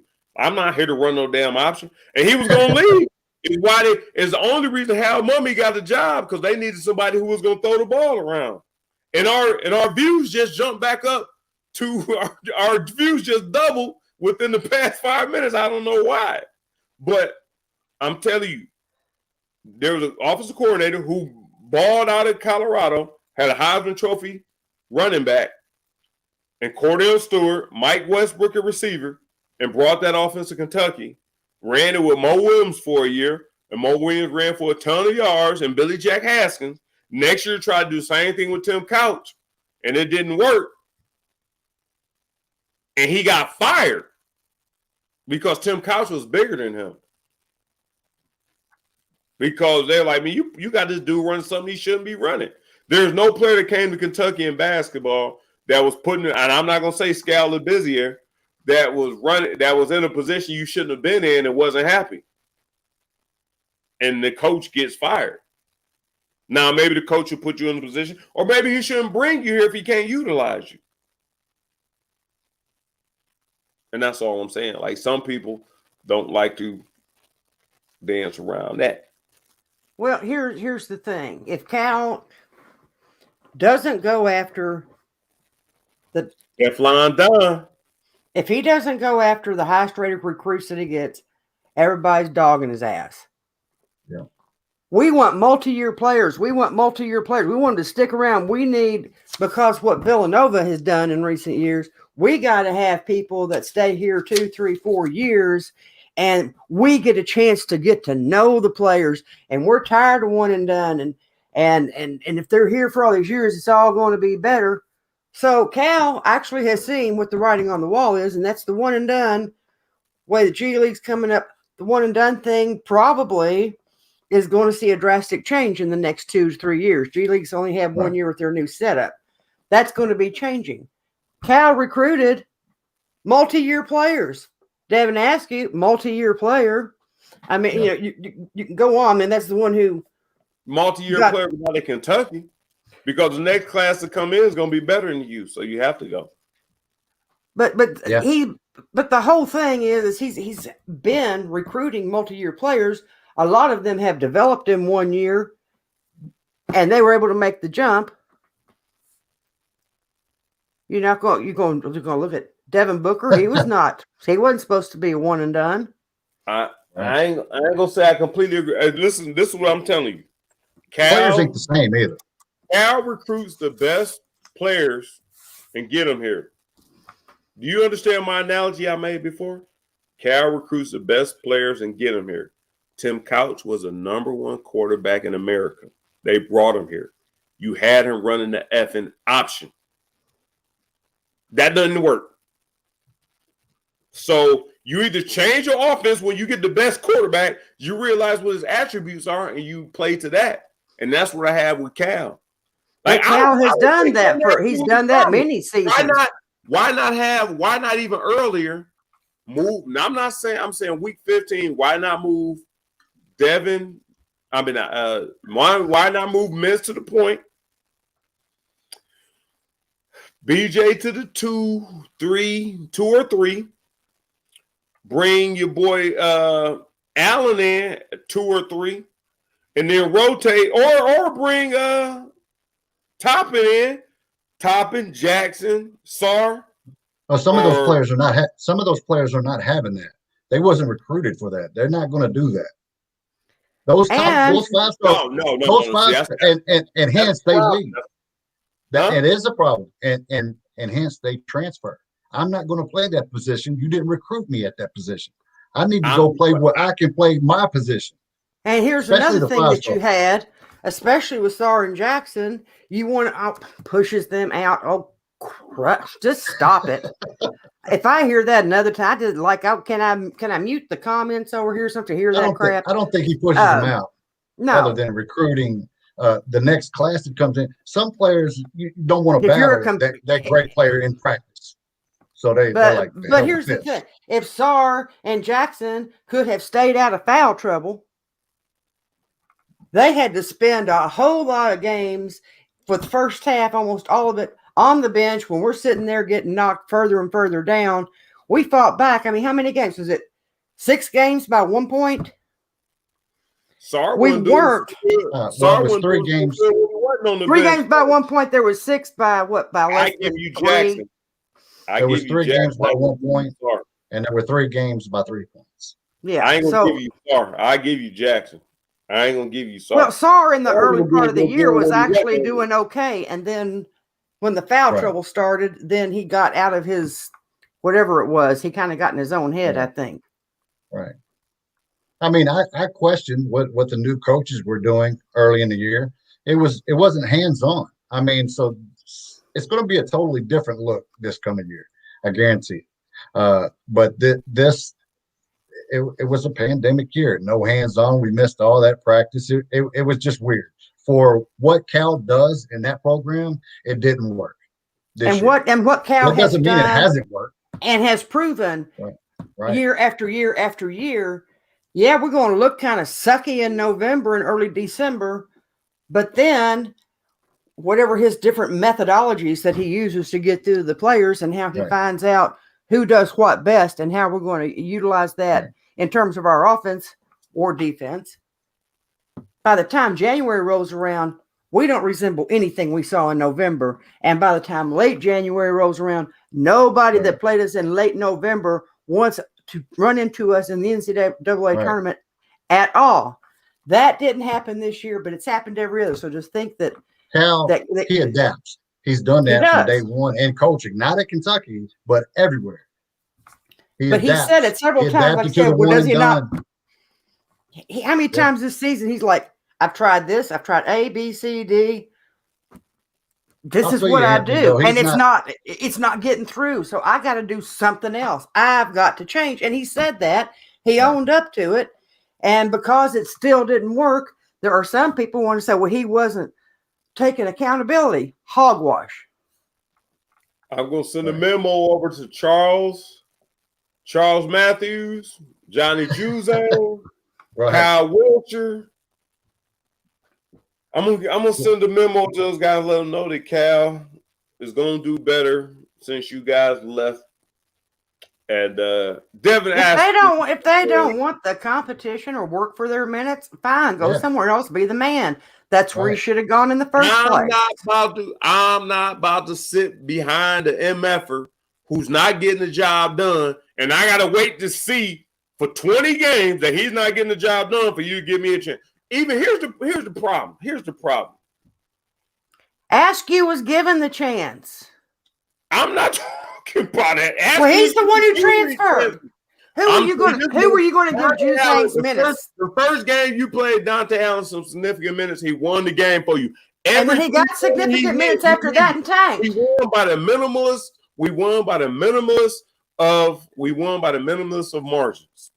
One of the worst teams in the SEC. Every one of his 3-pointers. Yeah, but he got other games where he got significant minutes and he did not perform. They had no scouting report on Dante Allen the first game. None. Exactly. Hold on, Jay Hayes, Rockin' KY Blue.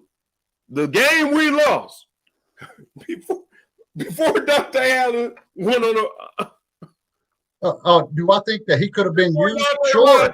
I don't disagree with that. I don't disagree with it. What I'm saying is he killed us defensively. That were not better than me for whatever reason. And now I end up in the damn record books when we get a new coach. No, here's the players on the practice squad that were better than Dante. Here's the problem with your argument there. Better than Dante. Go ahead.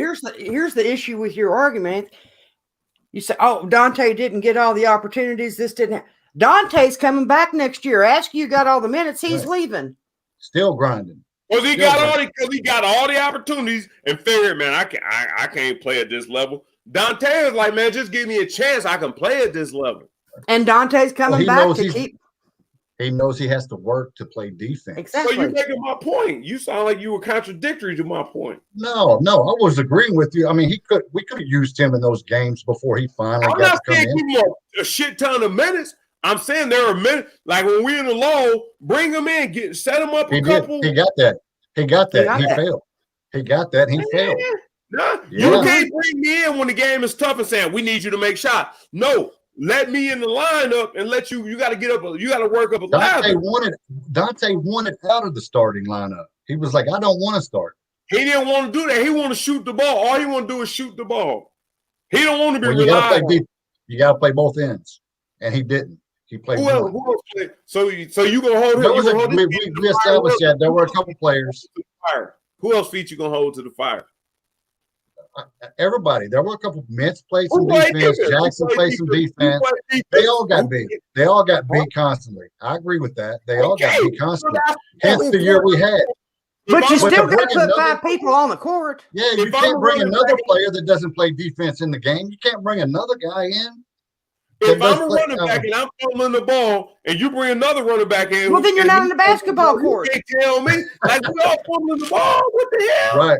Right. So I get what you're saying. One thing I do know about Dante, he will knock down shots, and I'm not saying I'm not saying I wasn't a proponent of give Dante all the minutes he needs to be playing. I am saying this dude shows he can shoot. Why not provide an offense? He's a set shooter though. He doesn't create shots for himself. He's a set shooter, and every time he got the ball passed to him, he couldn't shoot because he doesn't catch and shoot. Because the defense, after, like you said earlier, the defense was they had playing no scouting report. Right. I played in high school with James Posey. He was a 2-time NBA champion. Because he was the 3rd or 4th option on the team. He just sits on the wing. Why not draw up an offense where we dribble, drive, and we penetrate and kick it in? Don't make him come off screens and that little bullshit dribble weave we do at the top. Like, here, pass the ball. And the defense is sitting back watching. They not even guarding. They not trying to intercept it. They just know, okay, once you stop, why not put Dante Allen in positions where he's the 3rd option? The point guard penetrates, kicks it here, Sar does it, whatever. Like, there's ways you could make it, not say, okay, everybody wants to see you. Here, you go out and show the same way the crowd cheered with Tim Couch. Everybody wants to see Tim Couch. Here, go out there, run the damn option. Just because Dante failed. Because Dante failed to follow through and execute, don't say he didn't get the opportunity. Cal set him up. Cal set Dante up. Tim Couch failed to execute too when they wanted to see him. Why did he fail? Why did he fail to execute? Maybe Tim Couch should have played basketball and he would have gotten his opportunities. Cal did set Dante up. He didn't get shots up. And then when he did rush shots, did they go down? No. The only shots that went down for Dante were the set shots. The only shots that went down for Dante were set shots. He never did catch and shoot. Once or twice. I'm talking about the big percent. The shot he hit before that was you said set shots as if he get it and nobody's on. No, he curled off of the shot he hit once or twice. Once or twice he did that. The other ones, the majority of he did not hit.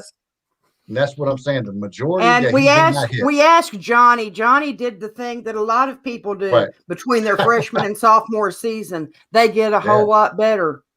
Yeah. I see the argument too. Askew knew he wasn't going to get the opportunity to do that, so he left. Dante is hoping that he would probably get that opportunity as why he came. I think Dante is a grinder. I think he is a hard worker, and I think we're going to see that on the defense when he completes. He's going to be something to reckon with. I mean, he's going to be a great player. Another angle with Askew. I mean, I think he's also a grinder. I think he worked his butt off. I think he showed enormous class this year because he could have been a Cameron Fletcher and been maybe whining because he wasn't the GOAT, I should get more credit or whatever. He wasn't doing that. He was just trying to learn, trying to improve. And the fans treated him like bull manure. Like shit. Because everybody loves Cal. Everybody loves Cal. No, it wasn't about loving Cal. They treated Askew like a piece of crap. I think more people hate Cal than like. I mean, people talk shit about Cal constantly. I mean, but like Askew, like early in the season when he had the turnovers, don't leave him on the floor. He's getting on his turnovers. But then when he was going 6-game stretch, not a single turnover, and they're still calling him hot garbage. Well, that was one of the nice names. They're getting on social media, directly tagging him and calling him everything but a basketball player, to the point where they delete social media. I'm sorry, but a kid shouldn't have to. It shouldn't, as an adult, and these were grown-ass adults doing this. Kentucky's a big stage. No, I mean that's what But even it it count is. the coach, assistant coach, on down to players. It's a big stage. You got to be But willing to what's take all that. wrong with your life that you've got to Right. get on social media and shred a freaking teenager because your team didn't win? I Right. mean, you got to have a little more going on in your life. If the outcome even of a basketball or football game has that huge of an impact on your life and you're not a member of the team, right. you need to get some fresh air. Maybe I get out don't of your think it has to mama's be a player. basement. If you get on social media with anything negative, you taking time out of your life for negativity. I just Exactly. No, I don't. No, I don't condone that one bit. I absolutely don't condone that one bit. All I'm saying is, I don't think Askew should have been put in those situations that often. And you said 6-game stretch. You say a 6-game stretch. I don't know. I haven't looked it up. I don't know what 6 games those were. I don't know what it. But Middle it was part toward of the the end. season. listen. One thing I tell you about. One thing I tell you about Andre Woodson, the UK great. He didn't throw an interception. He had a record for no interceptions thrown. But you know what he did do? He didn't get out of the pocket and he threw the ball out of bounds. I thought that was horse hockey. Because if everybody's dropping deep because they know you're not going to run, you can run and get 3 yards. I don't know if y'all listen to Sunday Morning Sports Talk or not, Jay Hayes, Michelle. Yeah. Do you know what I require on every offensive play? The minimal? 3 yards. I just want you to get 3 yards. Because you know what 3 yards plus 3 yards plus 3 yards is? That's 4th and 1. 4th and 1.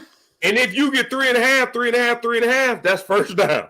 All I require. But Andre Woodson was sitting there, and if it ain't there, he'd throw it out of bounds. So, nope, he didn't throw no interceptions. So the stats look great. Yeah.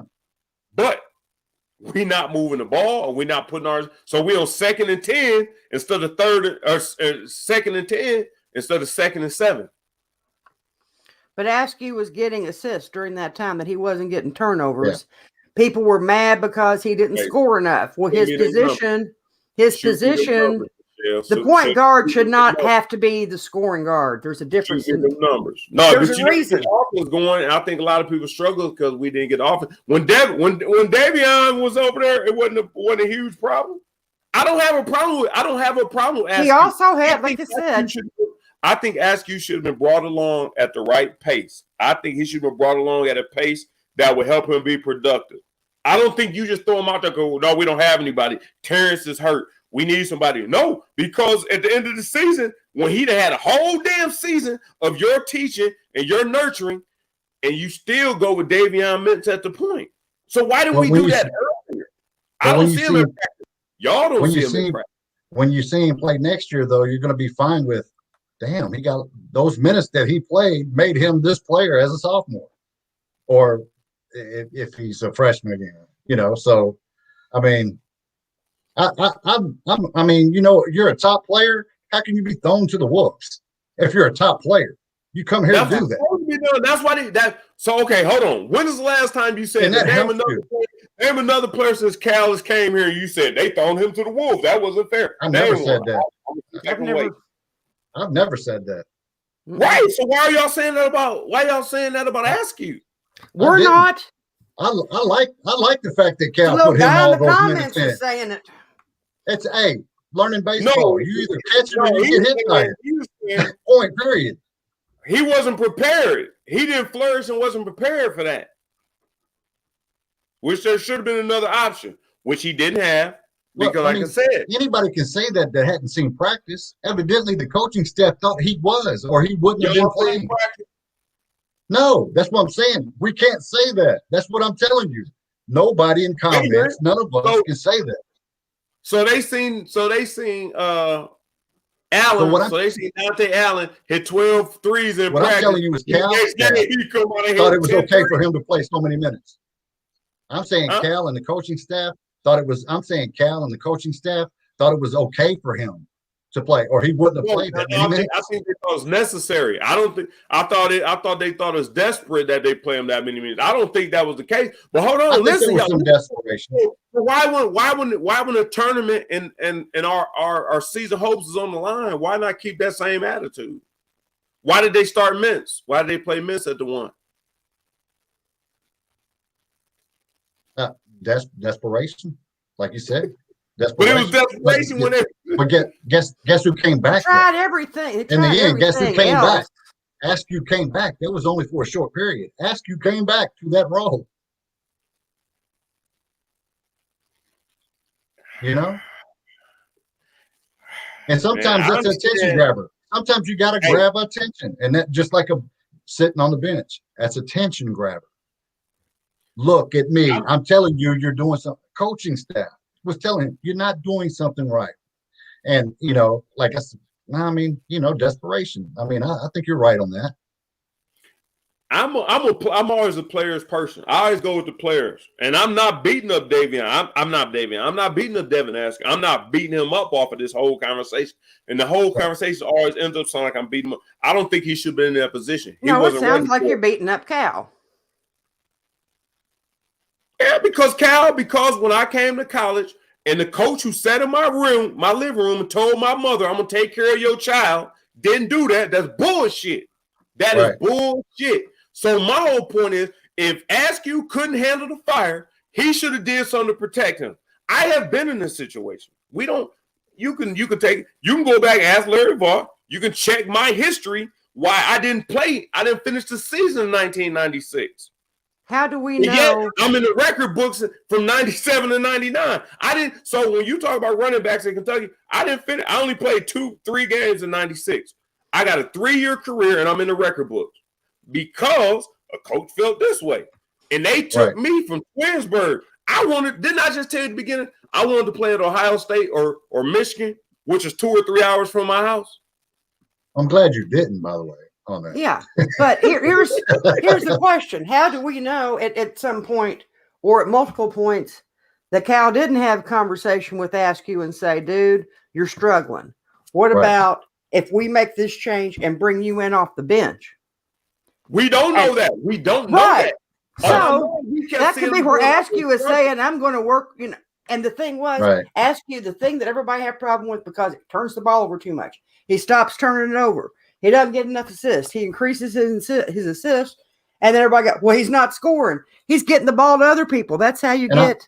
I'll say this too. I think regardless of players leaving, transferring, those players are still saying, hey, what a great time I had at Kentucky. You think they would be saying that if Cal wasn't helping them out, regardless if they're not at Kentucky? So it's not an issue about Cal, is it? Does it help them to say F Cal? Does it help them to say F Cal? Like Cal ain't shit? No, it don't help. Hold on. Let me address this real quick. Everybody keeps saying Askew is a high school senior as a freshman. Askew played college basketball at 18 years old this year, which I turned 17. 18. I turned 18 right before I came to college, and I did my regular years. So y'all are saying that he should have been 19 as a freshman, is what y'all saying. I mean, I'm not with all the all the propaganda. I understand what you guys. I thought he was held. Anybody is saying. All I'm saying is, back. Huh? I thought he was held back. Repeated a year, 7th grade or something like that. Yeah, and he was with his original class. Right. So it's not like he was too young to be there. You're exactly. Right. So all I'm saying is I'm not attacking Cal. I'm saying Cal has the armor. He has the Teflon to absorb all the problems and let the kids run free. Like take all the bullets, let everybody escape. You take all the bullets. But Cal will no. Because Cal could say, yeah, I took him out because I didn't think it was fair. Then let the people be mad at you. But you know, most of the fans will be like, yeah, thank you for taking Askew out. You know what happened? And I'm going to tell you this much. In the last tournament game we played, we were coming back. He put Askew in, and we stopped scoring. And this is the problem. I'm not beating up Askew. The problem was, the Askew is not the problem. Askew can't play at this level. He doesn't understand. He picks the ball up too high. The offense stops at half court. Now everybody has cutoff lanes. You don't have passes. They are still in wing passes. They are still in interest passes. Now, if you are aggressive and you penetrate and then you pass the ball, we look like most of the games we look like. Now, mind you know how good Baylor had to be to make Gonzaga look like we look half the season? And those were some bona fide athletes at Baylor. Transfers. Yeah, but I'm saying, Askew really didn't understand the concept. He picked the ball up too early, maybe because he wasn't confident in the skills. But you have as a point guard, you have to penetrate and put pressure on the defense to make the offense successful. If you pick it up and they haven't applied any pressure, okay, now everybody's guarding their man. Now you got to figure out who you gonna throw it to while you got a guy on you in your face and everybody's cutting off passing lanes. Right. And that's what Askew did too many times. So totally I don't know agree. what the solution is for that. Well, you don't have to know now. He's gone. I think Cal was a bit unsure of his offense with this team too. I mean, it looked good at times, but yeah, I totally agree with the Askew take. I mean, but he kept fighting, and and I'm one of those people who say, fight through it. So I like Cal from that aspect of players fighting through the bad. So I mean, I was with it. I mean, because I've always been that kind of guy to watch a player fight through the struggle. So, I didn't have, and this year how crazy it was, it didn't bother me one bit about Askew's play. I mean, I seen him progress throughout the year. So through the bad. I'm cool with you letting him fight through it if he's like MMA or boxing. I'm cool with you letting them fight through it if they're throwing back some punches. If you're not really throwing back any punches or landing nothing, I'd say I don't know. I just think Cal is held to such high standard. Put it like this: Bill Belichick. You give him any athlete on the football field, he's going to utilize them or get rid of them. Right. Nick Saban. You don't hear about Nick Saban. We saw Askew did better. You never seen Nick Saban have a player fail. We saw Askew though keep getting better. Huh? We saw Askew keep getting better though. It wasn't like he was trash in the beginning and trash in the end. I mean, we saw him getting better, regardless if he wasn't scoring what you wanted or he wasn't passing the ball how you wanted. A basketball fan, watch, coach, whatever, will tell you that Devin Askew got better throughout the year. Regardless of his stats, he got better. And you'll see that in his sophomore. I can tell he learned something. I agree with you. I can tell he learned something. Right. And I think this is where our concepts aren't meeting the road. You're being probably a father or a guardian, but that's just not acceptable at Kentucky. You are right. He did get better. Right. I can see he started understanding, but you don't come to Kentucky to be on the job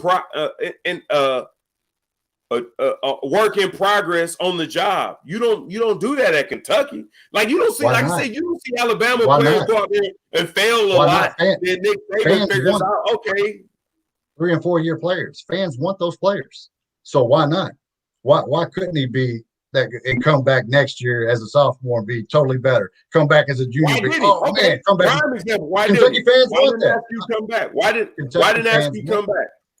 I don't know. Maybe Cal said, because he knew he wasn't getting the nourishment he needed to get any better. He knows who's coming to play too. He knows that as well. Whoa. Thank you, my man. He knows who's coming. If you scared of the competition coming in behind you, does that mean that means you didn't think you were good enough to beat them out? Which means you at Kentucky, we're talking about Kentucky. We're not talking about this. Is that why Johnny Juzang left? He didn't want more competition. Well, he was in the Final Four. It don't matter. I don't. Right. Well, you still got to see you can't have it both ways, Johnny Juzang wasn't starting. And he left and went to the Final Four. But when Johnny Juzang came in, Johnny Juzang did Kyle Wiltshire? Didn't he go to the Elite Eight or something? All I'm telling you is this. Kyle Wiltshire had all kinds of opportunities. Kyle Wiltshire did not want to play defense at Kentucky. Oh, he couldn't. Yeah. Look at him. No. But it worked out where he went to, and it didn't work out. And that's the whole thing. People can be a great fit at another program and not a fit at Kentucky, and that's not. And that's not. But that's not a knock on Cal, and that's not. That doesn't reflect Kentucky. It doesn't reflect Kentucky. Don't bring the best players here and say, I need you to be good, and if you're not good, then you the problem. No, bring the best players here, and you put them in position to win. Okay, so what did Coach K do with his number one class? When you bring the best players in, though, somebody's going to leave. And what did they do? Who has number one class last year? Right. But when you bring the best players in, somebody's going to leave. Hey, I'm not beating up Cal, and I don't want y'all to be beating up Cal. Maybe there were some problems in the locker room. Because I love it. There's a lot of different issues. Listen, all the questions you have, Jay, Michelle, all the questions you have, all the questions I have, the only person who knows those are Cal. All I'm saying is, and you both are right, Cal does not owe us an explanation. All I am saying is Cal can make this easier on his players and himself if he said, yeah, man, we tried this and this didn't work. I think, we're a little premature throwing Askew in. Maybe we should have brought him along behind Terrence. And, you could explain that to us. But you know what? Us as media should feel like he treats us like damn idiots. And people get mad at me when I say something. And I talked to Nick Van Exel about it one day. And he gave me his perception on how he thinks Cal coaching. And me and he were right there. So I'm saying when you talk to big blue media, big blue fans, that's fine. I'm not disagreeing with what you guys saying. And the thing you guys are doing are asking questions. We don't know this. We all don't know that. But Cal could do his. I think Cal would do himself a favor. Most people act like he don't have to answer us. No, you don't have to answer. You have so much armor on. No matter what answer you give us, it will not hurt you. Right. I don't think he would care one way or the other if it would hurt him. Right. He don't give a shit. Exactly. So why not tell us? Why not tell us? Maybe it's just to spite you. Right. Oh, he doesn't spite me. I don't care. I'm saying you. Not like as media. He's never cared what you thought. Right. Neither does Mark Stoops. Right. They don't care what nobody thinks. They're making their money. Well, if they start losing, I know the Stoops famous thing, like before they got over that 5-7 hump. Well, how come this happened? How come that happened? And Stoops just put his head down. Got to get back to work. Got to get back to work. Got to get back to work. That's what he said. Probably 500 times in a season of press conferences. We got to get back to work. Got to get back to work. So he's still got his job. So when the season's totally turned around this year, what about Cal? Yeah. Oh, if it turned around, I give Cal credit for what credit is due. I always give him. This is the one thing about it. Like, why does it? When Cal does a good job, I give him credit where credit is due. I gave him credit for Jorts and Knight and those guys. I gave him credit for the twins, Harrison twins, who people told me. And the Harrison twins, obviously, they didn't have a future. So they told me they weren't NBA level. But I gave them credit for all that. Did I not? Then one thing about 38-0 team? Everybody has man, do you know the team they lost to another team? So even the fact that we skate by the 37 team and then lost after 38, so we're 38-1. But the team we lost, we skate by Notre Dame. But the team we lost to somebody else. So there's no really saying that this would have happened. Well, if we'd have put Tyler Ulis, I'm saying I take all that into consideration. I'm not an idiot. I don't say, well, Cal, I'm not saying Cal is terrible. By no means am I saying Cal is terrible. Right. All I want to say is I'm a cerebral athlete. If we run something, I'll say, Coach, why'd you do this? And they don't owe me an explanation. Just run what the hell I tell you. They can do that. But a good coach would say, oh, no, we thought the backers are doing this. So okay, Coach. So now when I go back out there, I know. Cal doesn't owe that to us because we have a pretty vicious media. And we're not going back out on the court to execute. Huh? You're talking about from a player's perspective, Coach, why did we do this? Oh, that's why you had me do it. I run back out. I got a better attitude. You're acting as a player there, which is your background. Will the media give you better attitude if you tell them why you do so? There is some vicious media who would take your words and twist them. But don't you think most media, if you gave them a reason why this happened, why you made this decision. Why do we not have any post game? Why do we not have any inbound plays? Why do we not have any post game plays? Well, we don't need plays after the game anyway, so that's why we don't have Not post game post plays. game. I mean, last minute plays. Last minute plays. Like we don't have inbound plays in general. We saw inbound plays this year. Yeah. Did we? Obi Toppin. Yeah. Obi Toppin. He had a not Obi, but his brother Toppin. He had a massive dunk. Yeah, Jacob had a massive dunk off of inbound. Know your player, Jay. Yeah. I'm thinking Obi. Yeah, he had and that was the thing. Everybody was like, "Oh, we have an inbound play," but Cal does have those things. It was about execution. Sometimes the players don't execute the plays, and guess who gets it? Oh, that's bad coaching. Regardless of the players on the floor not spacing right, not executing the plays right, guess who gets it? Oh, that's bad coaching. And I will say Nobody's this. saying nothing about the players not executing the offense. We don't get to see practice day in, day out. One thing, I think 3 years ago, they had a very special invitation on this very limited number of media that got an invitation for what they call B-roll opportunity. You know, B-rolls, that's you can't take pictures, you can't do live reporting, you can't take video. You can go and observe, and you can report in general terms. And they allowed, and for whatever reason, I got an invitation. I was one of this 10 people that got to sit up in Joe Craft Center in the little loft area and watch a practice. And it was one of the more insightful things that I've ever seen. It was, I'm thinking it was in late November, early December, so it was pretty early in the season. But for everybody saying, that Cal doesn't coach or whatever, I was watching him teach the players, and he had 2 or 3 different plays, but he was sitting there teaching them step by step. This is what the guy on the 3 does this, the guy on the 4 does that. Standing there, putting them in position, having them run it in slow motion, then go back, run it a little faster, and make corrections. But we got to sit there for an hour and a half and watch him run a full practice. I guess maybe I get a little bit more defensive for him because I do know he coaches. I do see the teacher in him, and it's kind of like the dad in him too. And for people that says he doesn't know how to coach, they can kiss my rear end because he does know. They can kiss my asterisk, right, Jay? Yeah. I'm with Anthony. He's definitely touchable as a coach. I mean, regardless, this is Kentucky. Yeah, he's not above Kentucky. We were here before, and we'll be after.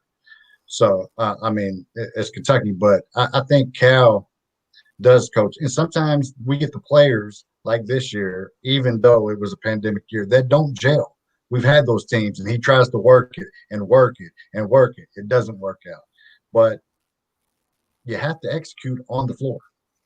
And that is with coaching. They didn't have hands-on as much this year, missed a bunch of practice. So that kind of falls in line. Whatever was going on in the locker room, hey, it happened. Players transfer, it happens. But sometimes players don't gel together, and I think that's where we're at. So and you start the season. You start the season with the healthy Keon Brooks. Yeah. And I think you start with a completely different mindset because there's a lot of games early on that you win with Keon healthy. And when you're winning, starting out, instead of losing, that plays on you mentally. It's like, well, I thought I was playing hard, and no matter what we do, like we lost by a point, we lost by 3 points, we lost by a point, we lost by – you can't tell me as a player that doesn't get into you mentally. And I just think there's a whole lot of circumstances that contributed to what we had, and Cal bears some responsibility. Players bear some responsibility. The situation they were told, it bears some of the blame. It was a perfect storm for a perfectly craptacular season. Yeah. But anyway. No, what you're saying, I think that's the case. I think a lot of things went on that prevented them from, getting to where they needed to be or getting understanding. I think, and that was one thing I said, I think on Sunday, was that them not getting the chance as young or team to jail to build up the confidence of winning, and you come out the gate, you beat Murray or Moorhead, and then you're struggling against Richmond. Then you got to, and you're like, damn. The same thing you said is exactly what I said. Like, damn, like we struggling against Richmond. Now like we supposed to be blowing teams out by John Short got us winning by 40 and 50. So that's why I'm like, now it's like, but by the same token, if you didn't come here with that dog in you, you shouldn't have been here in the beginning. Right. Like, I understand, not that you taking these lumps, like, oh, they swing and they hit, and you defend yourself. At a certain point, you got to start throwing blows back. Well, you can do that, but at some point, I mean, how many times, and Jay, maybe because I know we mentioned this on the podcast too, there were several games in succession where Olivier Sarr has the ball with the last possession. Ball goes 2/3 down the basket, comes back out, we lose. Happens again. After a while, no matter how much dog you got in you, you can't help that back of your mind, like, I can't shoot it any better. 6 games, 3 or less, we lost. Lost 3 by 1 point and 3 by 3 points. And mentally, and this is where the amateur golfer in me comes in. I can go out with this attitude, envision my shot. It's going to go here. Beginner golf, not amateur. Beginner. Go ahead. It's beginner in the first year. I played golf for 15 years, so get off my back. Yeah. Maybe it was a failed recruiting class. Maybe it was a failed recruiting class. I don't know how we was the number 1 recruiting class because it didn't look it. But I think there's all kinds of factors that go into it. So, yeah. So I don't know. I don't think, like I said, once you bring these, I'm gonna tell you this much from a player's perspective, and I'm gonna say this no matter what you guys say. As much as I love y'all perspective and positivity. When you bring these players in, it is your responsibility to make sure that you get the best out of them. And you're saying, did we get the best out of Askew? Maybe we did at the end or not. Did we get the best out of Dante Allen? I'm telling you, point blank, I could have got more out of Dante Allen. No, I'm sure he couldn't have played defense. A lot of us wasn't stopping people. Would I have had Devin Askew pulling the ball up at half court, picking it up, looking to pass? Or no. Well, we didn't want to move Davion because we didn't want to. There were a lot of different things. Because why did Boston's game come up when the ball was in Davion's hand? Because Davion was more comfortable with the ball, and Boston was getting more direct passes. Like, it was just, if you and I've been in a situation in football. If I got a quarterback who looks shaky, everybody's shaky. The offensive line, the receivers, because we don't know what the hell we don't know when he's gonna fold. And like I said, I don't blame Askew. I think Askew should have been brought along. I know we were shorthanded. We didn't have anybody to put in. We should have brought him along a little bit, or we should have gave him spurts. Let Davion run it. Whoop, whoop. Now move Davion to the 2. Bring Askew in a little bit when we got the lead or whatever. But I think we put too much pressure on him. And I'm not the one to tell Cal that. Cal's been coaching for a long time. He knows that. But the biggest thing I don't think you guys are understanding, when you bring this kid away from their hometown and tell them I'm going to take care of them, that's not taking care of them if they're struggling and you're not helping them.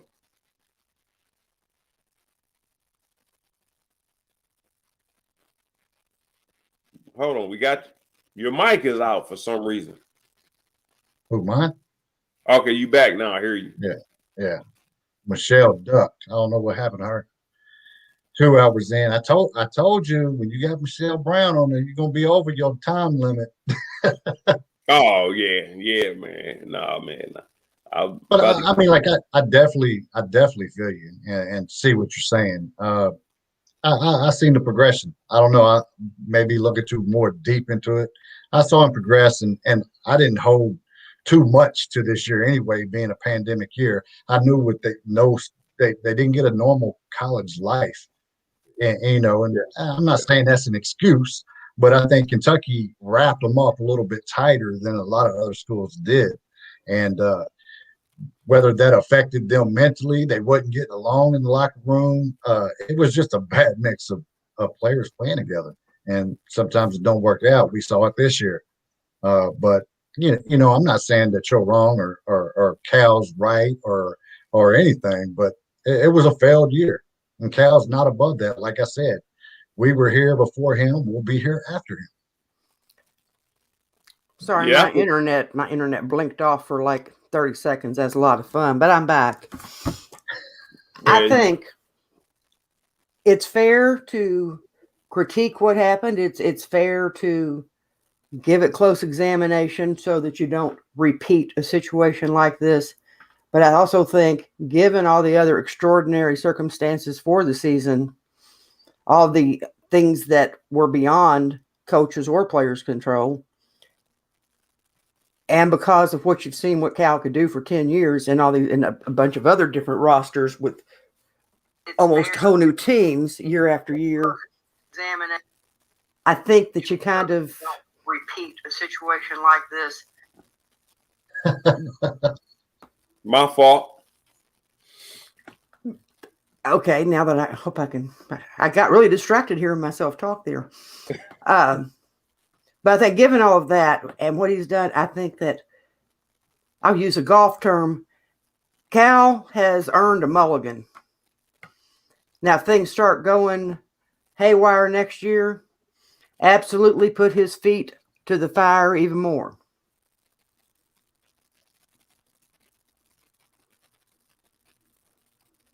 Good point. The years that he don't win the national title, he doesn't win it every year. You know that, right? He's in the playoff every year, though, or an SEC championship every year. And Cal runs deep with a team every year. Except this year. Except in a pandemic year, he didn't. But Alabama didn't. Alabama's. Oates was in his second year at Alabama. Does Saban have to replace 2/3 of his roster every year? Is that Saban's game plan? Saban recruits that he will because the rules are different for football and basketball. That's why. Saban will sit a 5-star for 2 years. He'll sit a 5-star for 2 years. If football players had to play 1 year, you think that'd be the case? Hell no, they would be in the league. And he would be doing the same thing over and over. Hold on a second. Hold on, I got a phone call. Hold on. Hello? Jay Wright? Oh, yeah, no, I'm just on the locker. I was talking to ROCKIN KY BLUE. They were talking about players, how long they stay. How many years did it take Jay Wright to get his national title out of curiosity? 20 years. Took him 20 years. And by the way, he went to the NIT a couple times too. This Brad Stevens out of Butler. Hey, Brad. Yeah. Yeah, he got to a couple of Final Fours. Where's Butler this year? Last year, the year before. Butler, Shelvin Mack is from Lexington, ain't he? Yeah. He didn't go to Kentucky. He came to you. Yeah, I understand. I love how we got Anthony doing apples and oranges. Y'all killing me. Just saying, if Villanova had the same number of Final Fours and Elite Eights in the same period of time as Cal, you'd have a point. Yeah, took him 20 years to get it done. Yeah. Is Kentucky going to wait 20 years for somebody to do it? If Cal had the same talent that was bringing to Kentucky, not Cal, if Jay Wright had the same talent y'all bringing to Kentucky, he would be in the record books. You don't know that. 91? How come 91 UNLV? No, you don't. I know a bunch. Are they all going to leave after 1 year? I know a lot more coaches who got more than one national championship with less talent. Hey, how come the Fab Five didn't win? How come 91 UNLV didn't win? How come Duke with Zion and the best recruiting class Barrett ever and everybody else didn't win? Didn't even go to the Final Four. How come that happened? How come those guys are not? How come that? I mean, we're talking about all-time great teams. We can't be fine. We can't be fine with having the best talent in America and not winning a national championship. It is. Out of 10 years, 1 out of 10 years, the best team. Right. Yeah. Okay, you're a shot clock violation away from another title game. Hey, 1 out of 10 years. Who else is better than that? Who else has won it? Who else is one? Who else is better than 1 out of 10 years? Who else? Are you serious? No, I mean in the history of basketball, who's better than that? Billy Donovan. Who the dude just retired? No, I'm not talking. He won 2 championships. I mean, I'm telling you, I can name you at least 4 coaches who've won more than 1 national championship in 10 years. I can name 4. No. Since they've been coaching college. That's what I'm talking about. Billy Donovan won 2. Okay. In 2 years. So did Roy Williams. He won 2 in 10 years. What else did they do? What else did they do with that? What else did they do? I'm saying with that, what else did they do? We don't If have. we did what Billy Donovan did, we win 2 titles and then drop off the map. Right. That's what I'm getting at. Well, if you're not making it to the tournament, I don't know if Roy has ever missed the tournament. Roy Williams ever missed a tournament. But he spent a whole lot of early March, first round, first and second round, first weekend. Right. But that's different than not I making don't want to miss these guys. Right. They're the greatest. What I was getting at is Cal runs deep every year. That's the Cal first runs weekend deep in every year, March. except this year. I mean, you brought up Jay Wright. It took him 20 years with a team. He's not playing with the caliber. He's not playing with Anthony Davis's, Carl Anthony Towns, John. And the best team very often does not win the NCAA tournament. Right. It is a strange tournament. Yeah. I'm a UK fan. And If you got a best of 3 in every series, you're a whole. Titles do matter. I do agree with that. They do. I can't get into delirium. I'm a UK fan. I can't get into delirium though. I can't do it because I can't get into it. Right. That's because our hour show is turned into 2 hours and 20 minutes. That's why you can't get into it now. No, I'm just saying, like, it is proof. I mean, there's several coaches that won multiple tournament championships in 10-year span that I feel like if it had Cal's talent. I don't know if there's multiple. There's a couple. If you bring the same talent Cal is bringing in every year, I think the top 10 coaches, top 20 coaches will have the same record. He underachieved with Wall and them. He got the championship with the Nerlens Noel team. I don't know if that was underachieving or whatever. The 38-0 team.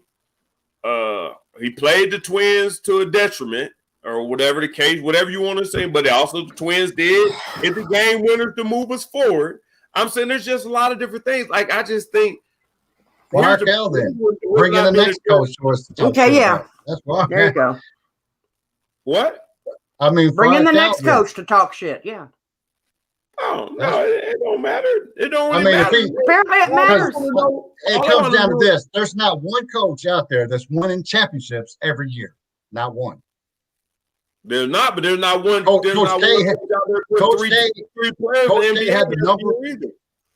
K had the number 1 recruiting class of all time and didn't go to the Final Four. Right.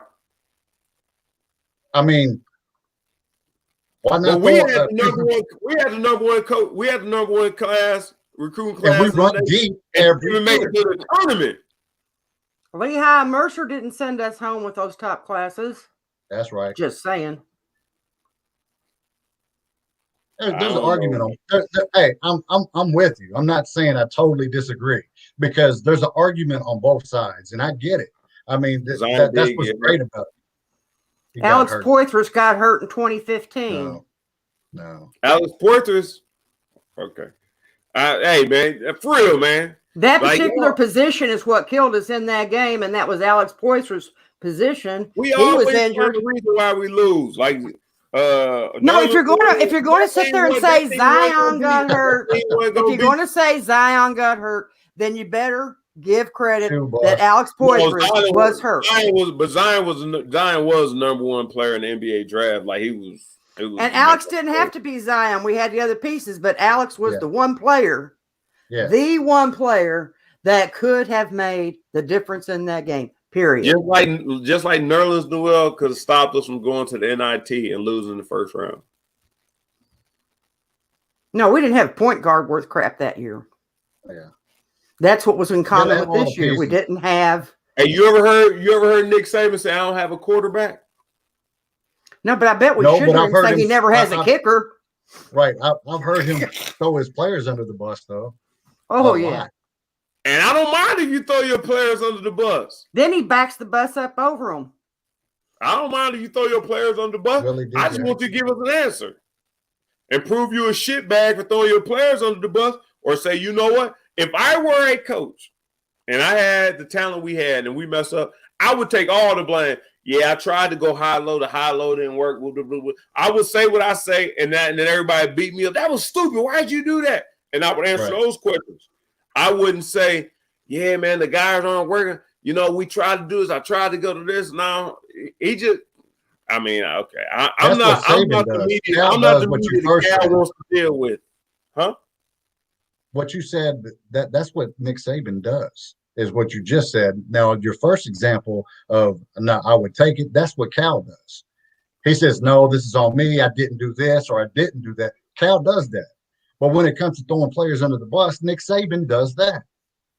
So, I mean, you have it backwards. What is he doing returning next year? Win a title? What is Nick Saban doing returning next year? I mean, true. That's what I'm saying. You got a point. I mean, we'll see this year. From the worst season in history of Kentucky, we get to see this year what Cal does. So can I hold you to all this? I'm just saying that will be a measurement that we can measure Cal on. The worst season, does it continue when we have more? When the kids have more of a little bit of freedom through this COVID stuff? I mean, yeah, I think Cal does that. Cal does man up and say, yeah, it's on me. I should have did this, or Cal does that. Maybe not like people want them to say or what they want him to say, but I think Cal does that. But especially when you see fans ripping on it's this player's fault that this happened. It's that player's fault. They did this, they did that. Cal steps up. I did not put them in the position for us to win. I did not teach them this particular thing. I did not call a timeout at this point when I should have, because I thought they were ready to do. And that's acceptable to you. That's acceptable to you. That's acceptable. I didn't call a timeout because let me know. Like I should have done this because they were beating us. No, I'm saying we've covered this in practice. So this is what we do. I thought they understood it. I didn't do a good job of making that clear to them. I did not. It doesn't have to be acceptable, but that's a coach manning up. That's not a coach manning up. That's coach giving you something that he wants you to swallow. He's shit that wants you to swallow it. Let me ask you this. Well, I mean, he's coming saying I should have called a timeout. Yeah, you damn right you should have. The fan has the right to be mad. Damn right you should have. Do you know Cal has a history of not calling timeouts? Yeah. Who did in the tournament this year? Let me ask you that. Huh? Who did in the last seconds in the NCAA tournament this year? Who called that timeout in the last seconds? I'll tell you, no coach. No coach called that timeout. You know the timeout. You know who called a time in the SEC tournament? The coach that doesn't call a timeout like Cal. Yeah. But he don't know to do that. I'm talking about in the Final Four in a championship game, and not championship because they got blown up, but the final, all them close games in the final second. Because they banked the shot in, so that was a great call. He banked the shot in. No timeout in the final seconds. I'm not saying, that's a great shot, but I mean, no timeout. Great shot, he banked it in.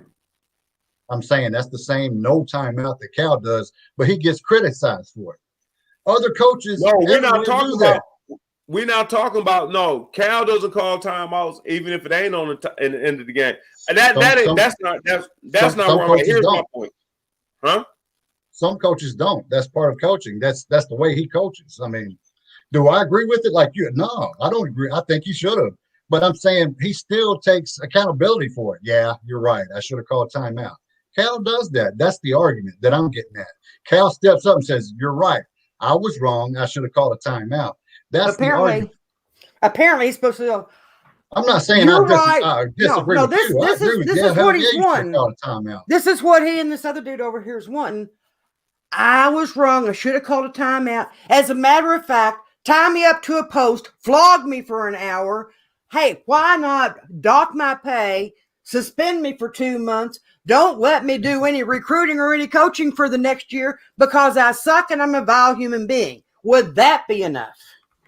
No. You know what they did to Jesus? No, it wouldn't. There you go. You know what they did to Jesus Christ? Do what they did to Jesus Christ. If you want to go there, you know what they did to Jesus Christ? They do crucify him on social media. Okay, then that's all I'm trying to tell. Right. No, here's the thing. This would tell me there's a bunch of BS going on. This would tells me BS is going on.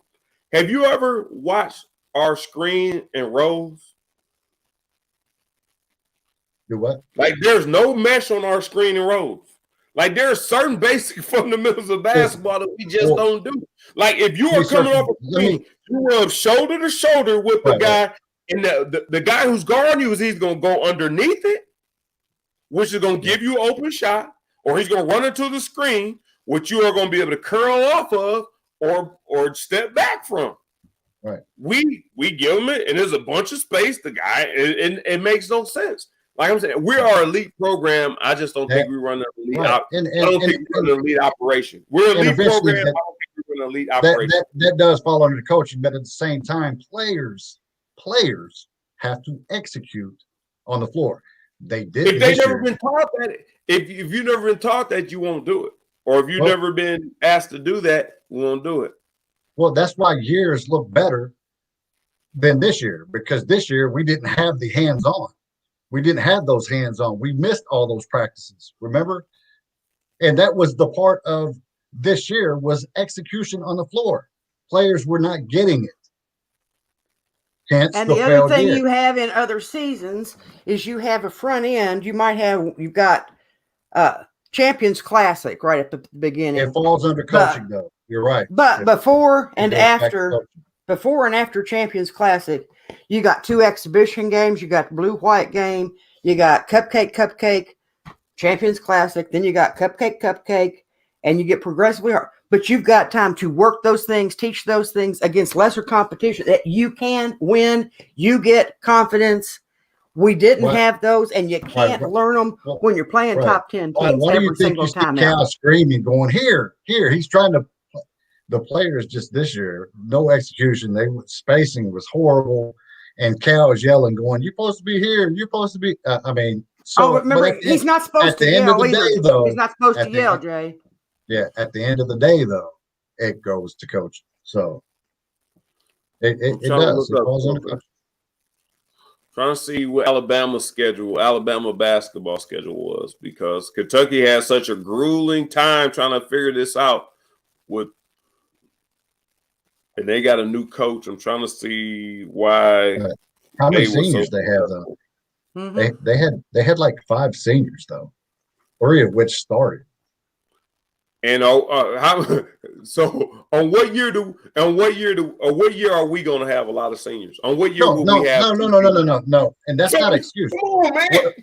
What I'm saying is that hurt us extra this year with that brand new team. We never had seniors, so why is that even a question? Because COVID, we didn't get fall practice, we didn't get summer, we didn't get those games. That hurt. But you said those hands-on, that hurt. We're not predicated off of seniors. That's why new teams, that's why brand new teams and young teams were hurt this year in a pandemic season. But we generally do have at least 2 or 3 sophomores. Yeah. That have been there and put in the time. And when you've got the one that's got the most experience and arguably the most talent, and he's injured and doesn't play for how many weeks, people just want to write this up like it's like every single thing was under Cal's control, which it wasn't. He had a lot of responsibility for what happened this season, but there was a lot of things out of his control as well. And what I'm saying, which is what I said an hour and a half ago, and we're right back here, which means we've gotten nowhere, is No, they You don't. find out this They season. No, didn't they don't practice practice every day. They No, they missed didn't. like almost 3 months of practice. Matter of fact, You wait till 3 this months. season. See what happens. I hope they do. Hey, I hope they do well. Hey, watch what Alabama basketball does this year, and watch what Kentucky does this year. That Nobody would be cares what Alabama does, though. no. Everybody, no, people do because people love. There's always one team out Oh, of everybody SEC. cared this There's year. always one team. Sexton came from Alabama, what, 3 years ago, 2 years ago? Yeah. There's He was a always good a team in the SEC that's going to give us a challenge. Right. Like Always. Scotty And Wilson that's came good. and beat us twice. And that's a good thing for us. What I'm saying is we can measure Cal this year. What happens this year after that bad year? That's how I'm going to measure it. Is it time for him to go? Maybe. Is it time for him to stay? Yeah, maybe. They're giving y'all the business, man. Well, if his points were valid, I would agree with them. Some of them are, most of them aren't. Right. Good, I agree. I agree. He said, did they practice every day? No, you're wrong. They didn't practice every day. And they didn't have hands-on coaching. That was out there. That news was out there. So I disagree on that, but several takes that he brought up, I agree with. I'm not saying I disagree with everything said, but he's definitely wrong on did they practice every day, because they didn't. They missed a lot of practice, matter of fact. They missed several games. I mean, I'm going to tell you this. This is A. White's Rule 101 in coaching and playing. I got 3 yards this play, okay? Gosh, get off my back. A. White's Rule 101. You do not go out every game and commit the same mistakes. If you do, it's on me as a player. If I'm making a mistake, I'm going to work it out on my own. If my coach allows me to go out there every game and make the same mistakes, then it's on him. Right. If that was the case, if Cal didn't play players, we would have had nobody on the court this year playing. A lot of mistakes being made. He said they were in Cali all summer. Yeah, 2 players. Boston and Clark. 2 players. And they struggled. That's who was in Cali. But I think Askew joined later on, but 3 players. And that could have been some of the problem. I mean, when they got to campus, it didn't work. Whatever the problem, whatever the issues, it didn't work. Yes, it was a failed season. Let's move on and see what Cal does this year. All right. I mean, should he be held accountable for a pandemic year? Sure. What now? I mean, if you're only going to play 5 for the whole game, you never going to have a substitute. I mean, so you get on social media and go fire Cal. Okay, do you then? We're not saying fire Cal, man. You know? All right. Cal makes too much money. Okay, get on social media, tell everybody Cal's overpaid. There you go. Never heard that one before. I'm gonna tie it up with this. You don't think Cal could do a better job? We're gonna see this year. No, I'm not saying a better. I'm saying, do you think Cal could handle his business a little better, coaching? Oh yeah, this year, absolutely. If you think he's doing perfectly fine and don't touch him, that's all. I never said that. He could. I never said. Cal feels like he don't have to tighten never up. Said he's not. We never said he was untouchable. No, that's all I'm saying. That's my only stand. As a matter of fact, I said we was Kentucky before him, and we're going to be Kentucky after him. No, I'm not saying you personally. I'm saying a lot of people on Twitter. I mean, if that's your thing, then that's your thing. But like I said, we were Kentucky before Cal, and we'll be Kentucky afterwards. Did I think he had a shit year? Of course. Were there many factors in that? Yeah. Could he done probably a better job? Yeah, I agree with that. I will say that Cal was not one who suggested we cancel the entire basketball season, and then when that didn't fly, say have 365 teams in the NCAA tournament because he knew his team wouldn't make the tournament otherwise. But there was a coach who nobody gave any shit to, Coach K, that did both of those things. I'm sure his fan base does. You want to talk Teflon? Yeah, they probably do. I'm sure his fan base does. And he's worse than Cal because he acts like nobody should say anything to him. At least Cal does address his question. He just addresses like we're idiots. Like you here, I'm gonna feed you this shit. Open your mouth, swallow. well, and everybody can take it. Most of them are though. Most of them are. Most of them are though. There's a whole bunch of them in that room that are idiots. Yeah, and I didn't say all of them, but most of them are. They shouldn't be in the damn room. I'll say that. So like I said, we'll see what Cal comes back with, man, and yeah, that's all we're saying. That's what we're gonna see. He's got some showing to do. If he has another subpar season below 60%, then we fire Cal. You on fire Cal? Nah, I'm not. Oh my word! Who you gonna get? Who you gonna get? Oh, I don't matter to me. That's man, the thing. A lot of people say that. Better matter to you. A lot of people say that, man. You want another Billy Clyde? A lot of people say that, but they have no answer for another coach. Who beat us? At least who was that who beat us with that little bitty baby team? Who beat us with that little? The guy who's in trouble with the money people. McCarthy.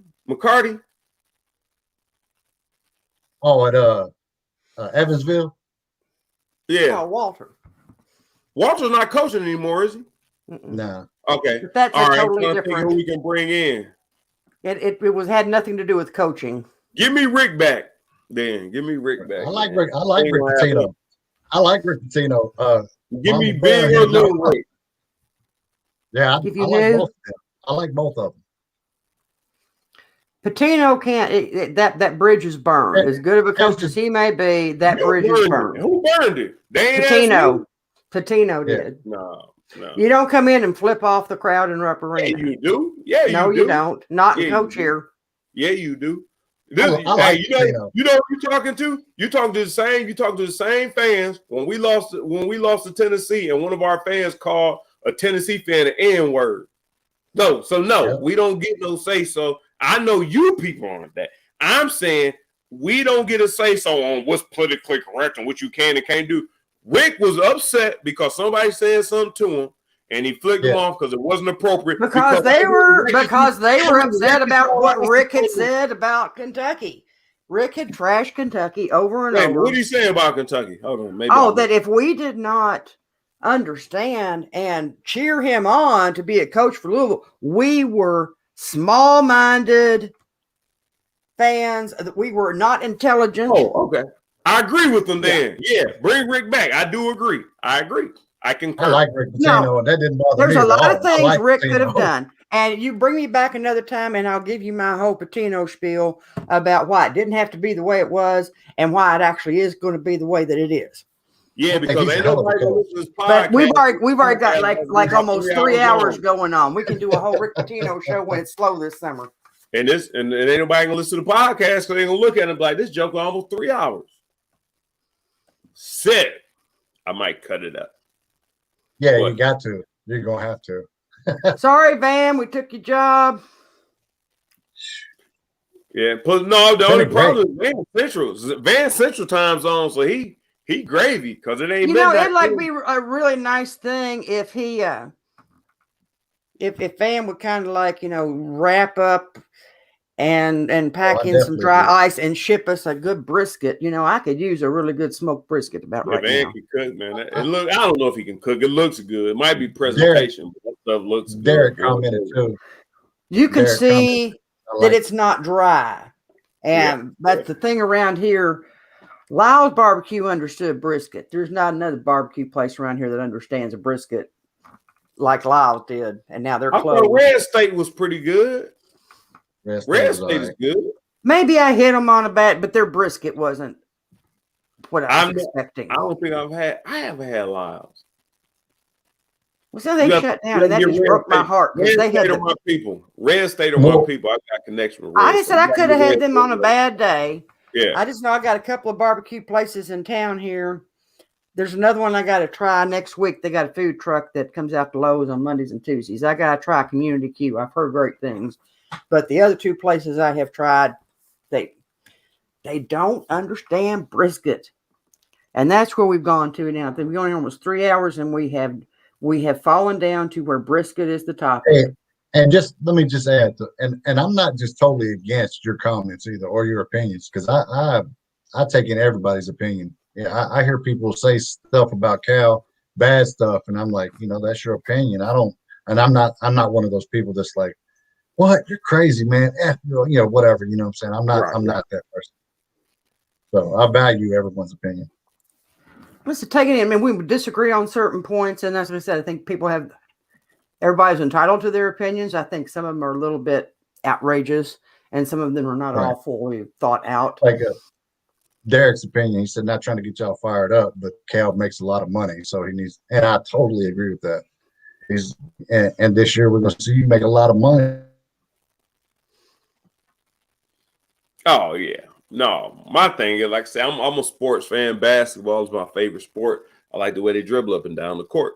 So I just kind of Jay Hayes. Yeah, I was gonna say Jay Hayes is froze over there, but no. So that's my whole thing, man. I just like, man. We'll email him a link to unfreezing. And I was on the team, like I said, I felt like we were better, and I think we were undercoached as a teenager. We were better team, and we should have won the state championship. So it is what it is, man. We won my freshman year. We won the state football championship here in Kentucky, GRC. Back at you, Derek. You were a freshman? I was a freshman in '91. Yeah. You said the freshman team won or the varsity team won? No, yeah, varsity team, football team I was on. You know what annoys me? You were a freshman in '91, and I was one of like 4 freshmen that dressed up. Yeah, but I had already been working at the state for 10 years. God, you young pups kill me. Hey, so what did Moses really look like? I heard about him in the Bible. What did he really look like? Michelle, I believe he's talking to you. No, I know who he's talking to. So the next time I play golf with Anthony, he's going to have to wear a skirt since he can't get his drive to the ladies' tee box. Wow! Don't worry about me. I done figured out my new driver now, so it don't matter. Whatever. All right. Well, these crazy hoodlums have to go. We like to thank Jay Hayes, Michelle Brown for joining us, man. Derek keeping the thing going. He done stayed up late with us, man. We about to go almost to the next day. Yeah, he has some good takes too. Oh yeah, yeah, man. Listen, I agree with half of them, disagree with half of them, but that's what makes the world go round. Right. I'm fine with disagreeing. I will call out bullshit when I hear bullshit. Yeah, that's Derek, not you, Derek. I'm talking about Anthony mostly. No, I keep it 100, honey. I keep it all the way 100. Yeah, let's check it out. Check out Rockin' KY Blue with Jay and Michelle. What are y'all? iHeartRadio, Spotify, Apple, wherever you get your podcast, and we're live Monday at 10 a.m. Monday at 10 a.m. You catch the podcast when Jay's computer stuff is working. When if I don't have to, he's responsible for emailing the links. And true story here, Anthony. This about 6-7 weeks ago. Jay sends me a text like 5 minutes before the show. Well, aren't you going to join? Where are you? I'm like, you think maybe you could invite me? He had never even emailed me a link and want to know how come I'm not there. But he thinks you should email him a link when you've already given him the link. I mean, that's life with Jay Hayes.